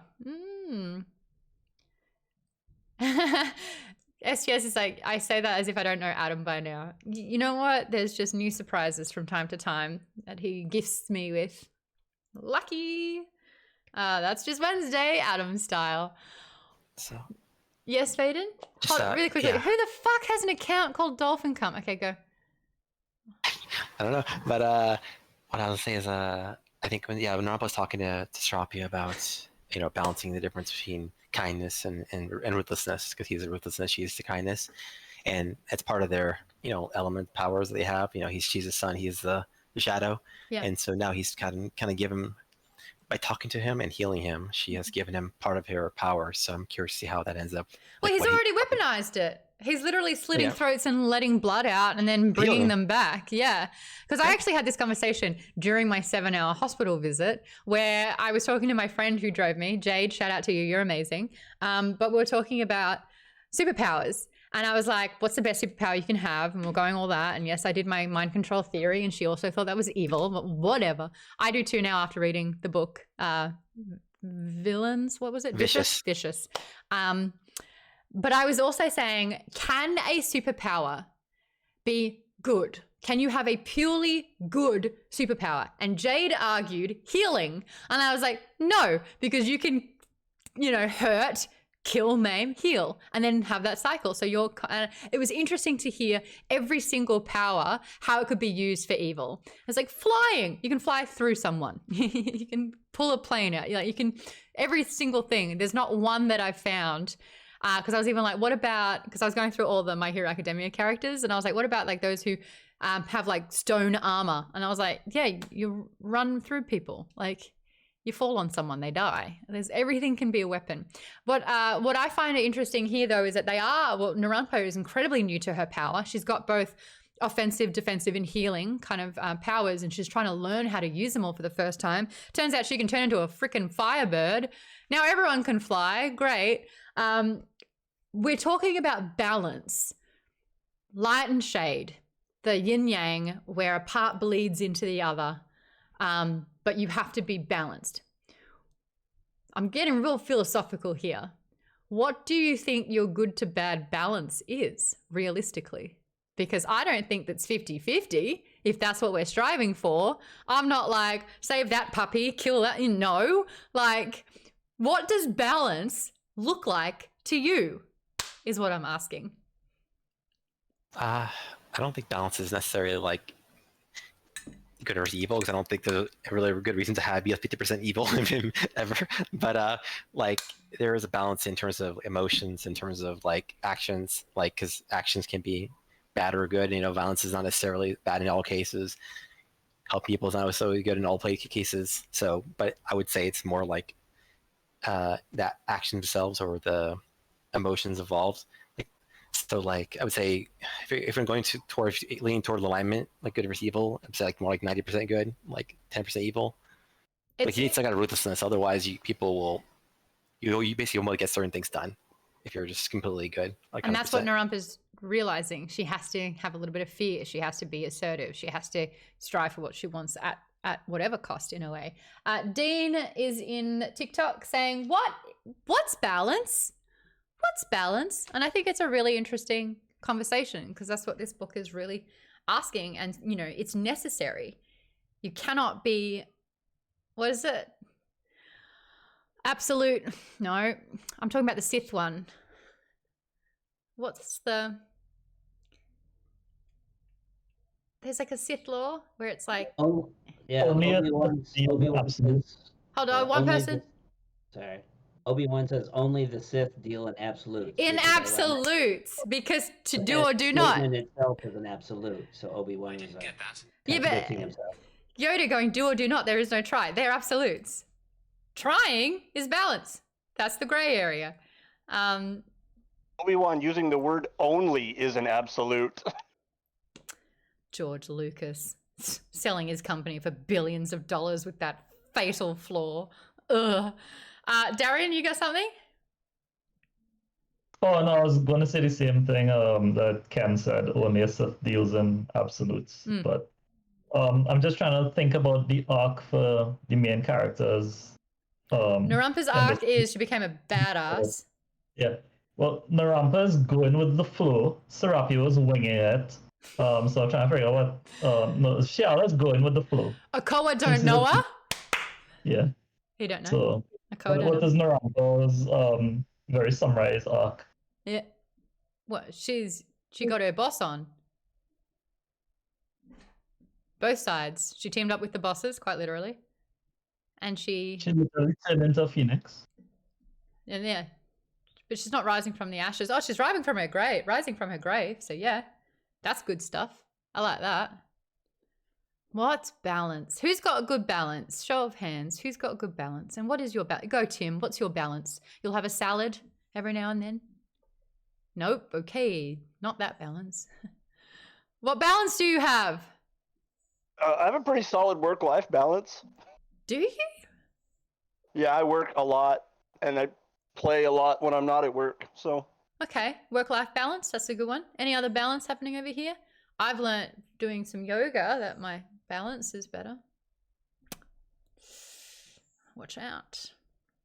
Vaden, balance? What you got? Sure. So obviously you want to be kind to people in general, and you want to, think of people's perspectives, but also, like, I learned in my family, especially important because we're very stubborn in general. Mm-hmm. So it's important to know when to have resolve and to be like, no, if someone wants to do something and you don't want to do it, and there's and they have your particular reasons not to do it, you just say no and stick to it, because if you don't feel like if you just kind of go with the flow, you'll just end up doing what everyone else wants the entire time. Yeah. So you need to have some places to stand, some principles, some kind of, action, something you need to do that's important to you that you need to stay firm on. Otherwise, you basically won't be able to do what you need to do in life.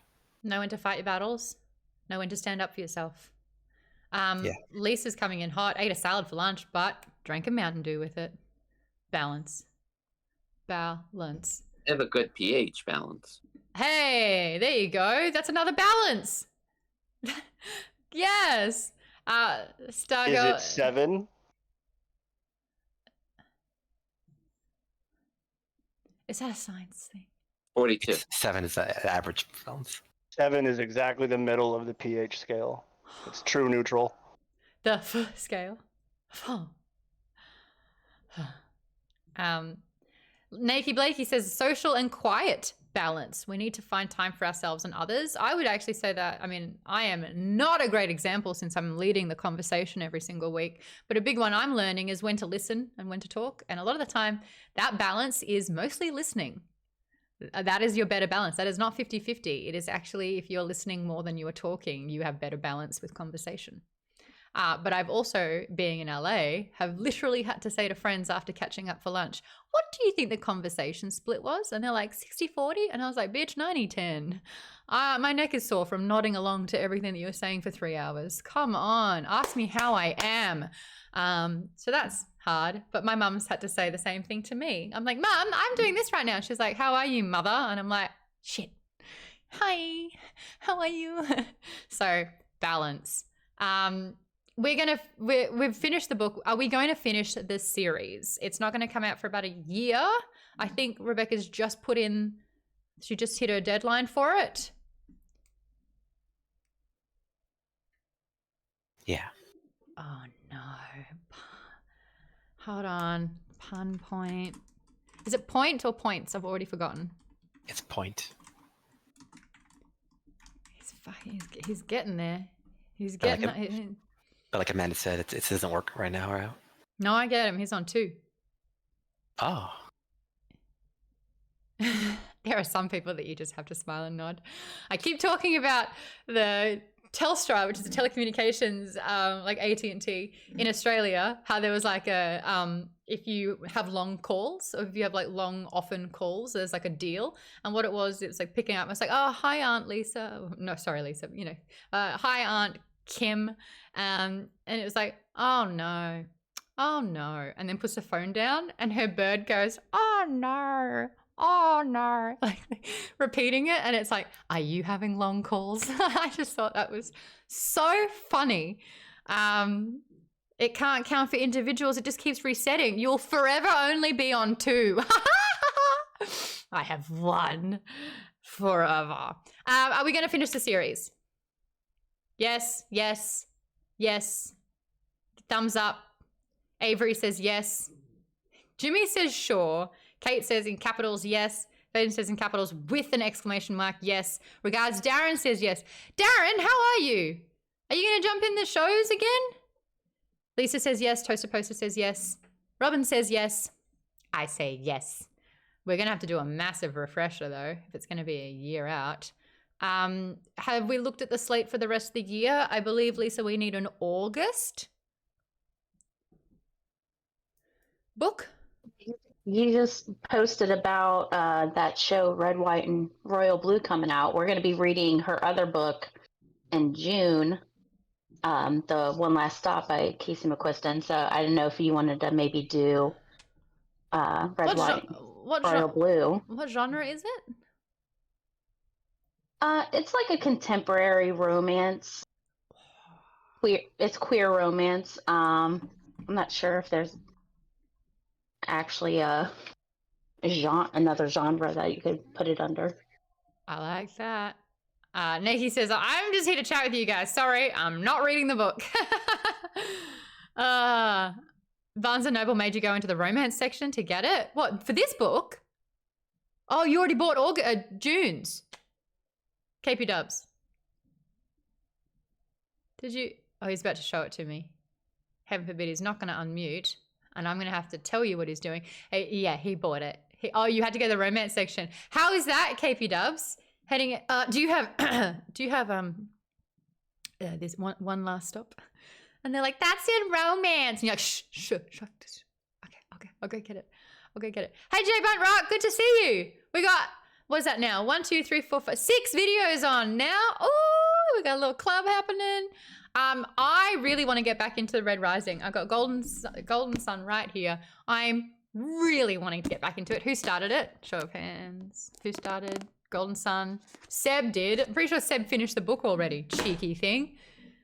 If we could read V.E. Schwab's other series, A Darker Shade of Magic, I've already bought them. That's a yes for me. V.E. Schwab's an insta-buy. Nevernight series, Kate, I'm reading the first one slowly because the narrator...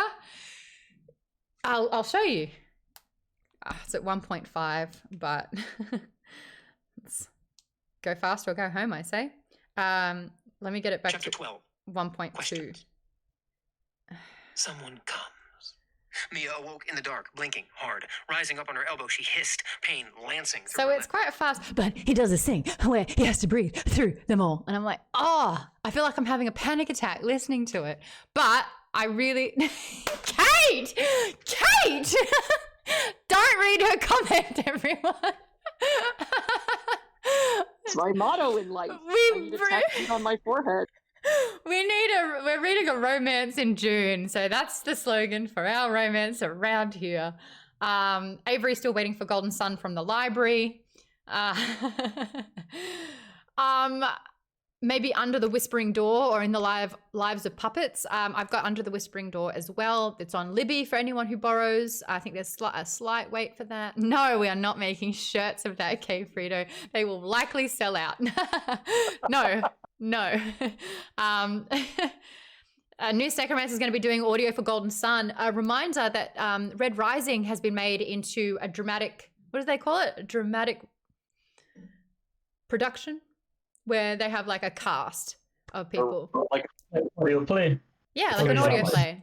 But play. because it's done like that, it's part 1 and part 2. So that for me, you know, like every time a movie's been part 1, part 2 should have just been one movie. We all can agree, right? I feel the same for an audiobook. Graphic audio. Thank you, Lisa. K Frito's only been the first book of Red Rising. Yes, but I got it out of Pearce that he's hope that they're going to do them for the other books as well. Colleen recommends The Inheritance of help me out. There's a what is that? Orchidea Divina. But it's in English. I was never going to get that. Orchidea Divina. Yes. Orchidea. Orchidea Divina. I don't put know it in the chat, but the Percy Jackson show is coming out soon. What about if we did some Percy Jackson books? Dude, I smashed those Percy Jackson books. They're an easy read. We could probably almost do 2. We could do one show for the first book and one show for the second book. I'm thinking about doing that for Dungeon Crawler Carl as well. Baden, you've read them. Do you think 2 weeks one book, 2 weeks the other book, not 4 hours for one book? I would love to say yeah, but I don't think people can get through that quickly. I'm not super sure. I'll check on it. I listen to them. They have to be listened to. I've never fought harder for a book to be listened to than the Dungeon Crawler Carl books because they are magnificent. God, they're good. And I'm going to make you all be hardcore nerds after those books because they're just a nerd dream. I love them. The first one's 446 pages, so. Is it? That's cheeky. That's quite long. Wait. And they only get longer, so. Do they? Oh, I listened to like 2 a week. I loved them. Okay, we'll cross that bridge when we get to it. But Percy Jackson, I think we could do the first 2 books in 1 month. KP says, "Oh yeah, now I will suddenly become a nerd." Is that read out exactly how you typed it? Yeah, good. Do you think you can make me do anything, Maude? Yes, Kate, I can. Damn it. I've made you listen to me for about 5-6 years. Suffer the fool.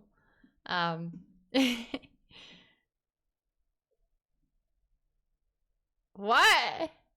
Oh no, Ken. I had to think about that one. No, I can.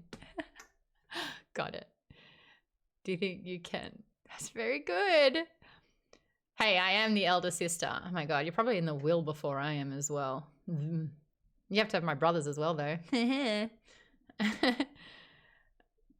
What chapters are we reading for the next NBC date? Okay, so because we're still trying to lock in Rebecca Roanhorse for a Q&A, and because when we're covering a sequel to a book, we will always be doing it for the second 2 weeks of the month. Because if someone wants to join and they're new and it's like, we're on book 2, if they want to, there's room and time to try and read the first book in the first 2 weeks and the second book in the second 2 weeks. And so parts 1 and 2. But next we are, parts 1 and 2 for the Golden Sun. We are stopping at stop when you get to chapter 25. We'll be reading the first 24 chapters. But the second half of the month, I'm going to still try and get Rebecca Roanhorse in a Q&A for the first half of the month. We'll be doing a lot of promotion in the first half of the month. We've got another giveaway in the first half of the month. We're going to be pushing merch in the first half of the month. So we've got a lot of things happening in that time. We are reading Golden Sun by Pierce Brown. It's right here. New York Times bestseller. It's book 2. So the first book was Red Rising, this one. If you haven't read any of the books, we are doing a giveaway. Head over to the Discord, go to the giveaway section, you press a button and you get an entry. If you want double the entries for every single giveaway that we're doing, become a member. Head over to patreon.com/Maude's Book Club. $5 gets you access into the shows every single week. We have a little video group hangout, double the entries.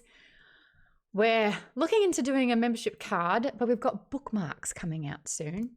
Bookmarks for book club. What else? Patreon, become a member. Thank you, Stargirl, for joining. I really appreciate it. How was your first show in the group? I was going to say, I've actually been a member for a very long time, just never joined the call. You're kidding. Since Nerdist, yeah. Shut the front door. What made you want to do it? I feel like I watched enough and listened enough that I now felt comfortable. Introvert! I must know everything about the conversation. I need to know how it goes. I don't want to be put on the spot, which is why I will usually ask beforehand. But if someone doesn't talk for a while, I will get you involved. Jay Buntrock, we haven't had enough from you today. Who's your favorite character and who was your favorite character arc for this Fevered Star? Actually, that's the one thing I don't like about the book, because I really liked Ochi, and he got the stereotypical sacrifice death. And I was hoping for more, because it'd been a really cool sibling kind of redemption story. Oh. Well, I'm glad I asked. It was nice and anticlimactic. You're like, this sucks. This is my favorite character, but whatever. Second favorite character? Least favorite character? I like where Serapio's going, or I guess he's not Serapio, he's just Crow God. I like the powers he's showing, that he could build a city, and he's making an army, and what Xiala, or not Xiala, Narapa said is they're not going to thank him for what he did. They're going to hate him for what he did, but he's going to do what they need him to do. Damn. Oh, and some people are okay with that. You know, in life, some people are like, you know, it's got to be done. I don't care if people don't like me. I'm curious to see who Benunda chooses. If Benunda's going to choose Okoa or choose the Crow God. Dude, I will say that when they were talking, like that moment with Chaya, when he realizes that his bird supports Serapio and chooses him, it breaks him. And I remember, I think I spoke about it in Fable, or I tried to, and I just like couldn't make sense of it. But I was just like, what an amazing thing to have a steed, like, you know, you have a mode of transport, a best friend, you have someone that you can, a creature that you can communicate with. There's that extreme loyalty. I was like, man, I would want that with Zelda. I would just want to know. And I think if I could tap into her brain, she'd be like, food, food, food, food, food, food. I'll eat that. Could I eat that? Why can't I have that? And that's all it would be. But hopefully sometimes she'd be like, I love you, Mum.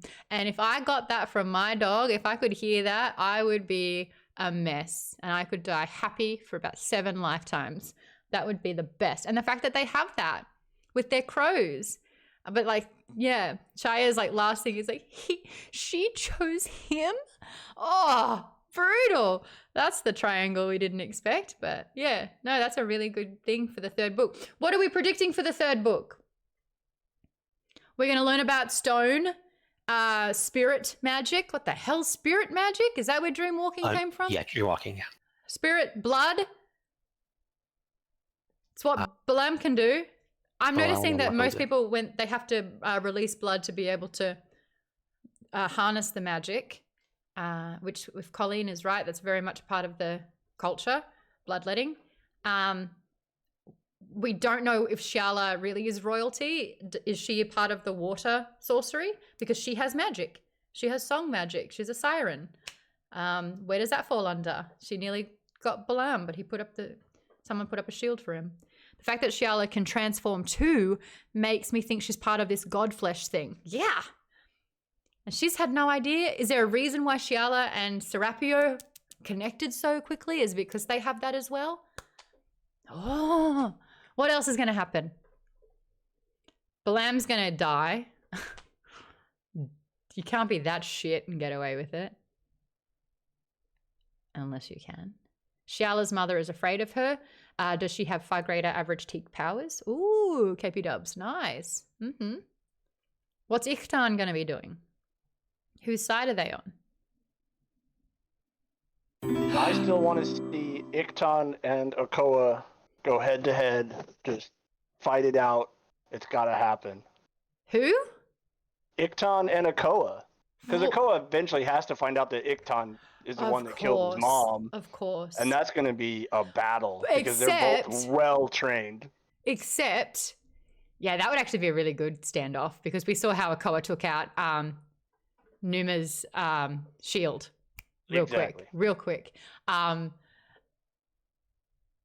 Okoa, when Chaya died, made a note saying, I thought I would feel more, you know, having seen the murder of my mum die. Like, I thought that that would resolve it. And he said it didn't really feel like it was a good solution, a good conclusion.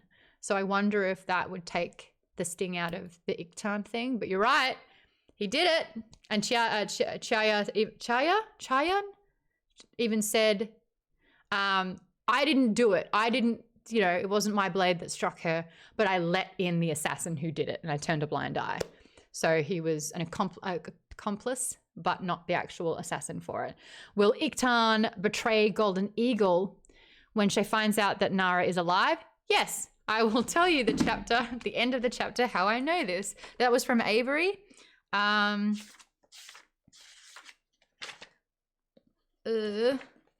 If anyone can find it before me, it's at the end of a chapter where Xiala's saying maybe she is alive. Come on, Maude. I needed my stickers. Well, wherever it is.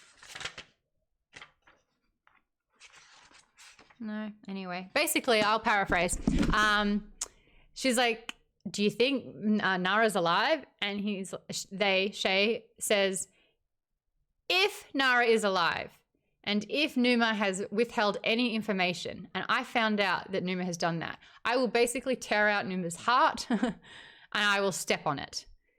So that is, and I think I wrote this in, you are failing on this annotation book talk. I know!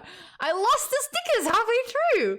It was something like, I will cut her to pieces to get to her heart and then cut her heart to pieces. Something Thank you. I know, I wanted to read it because it was brutal. And I remember going to Fable being like, well, Iktan has completely said where Shay's true loyalties lie. And it is not Golden Eagle and hasn't been. Golden Eagle is just a means to a next step. My dog ate my homework. Listen, Xiala tells Iktan that she's alive at the very end of the book, but we don't see the fallout yet. No, but we will. We will. Okay, that's time. New book next month. Second half of the month, the second two Wednesdays. I don't think it's a 5 Wednesday month. I should know this. All right, May. Oh, it is a long month. It is. We've got 5 Wednesdays. You know what? We'll do 17th, part 1, 24th, part 2, 31st Q&A with Pearce. Boom. Yay, 17th is my birthday. Is it? Yes, ma'am. All right, I'll make sure I have a drink for that one. Maybe cake. My cookies. Jess Rich Reads, thank you so much for following, by the way. Welcome to Maude's Book Club. We chat books. We've just finished this one, Fevered Star. This is our next book, Golden Sun, book 2 of Red Rising. We have a Goodreads. We have a Fable. We have social media. And most importantly, the community is all in the Discord. Make sure you hang out in Discord. We are doing a giveaway of the first 3 Red Rising books in the series. We have 5 book sets to give away for those. If you're a member, you get double entries. So we are going to be wrapping that one up, Tass, in a few days, next week. Tass, when are we drawing the comp? That's something I should know, but I do not. Welcome. 11 days. In 11 days. So everyone get your butts over to Discord, get your families and friends in there. I think the publisher, because it's a US publishing company, will only be sending it to the US. But if you do happen to win it, we're going to try and see if your local bookshop has it and we'll order it for you. So you still win at the end of the day. Check your laws as well. There are some countries, there are some states that do not allow giveaways. So check to see if you're okay with that. We'll see you in a month. 3 weeks.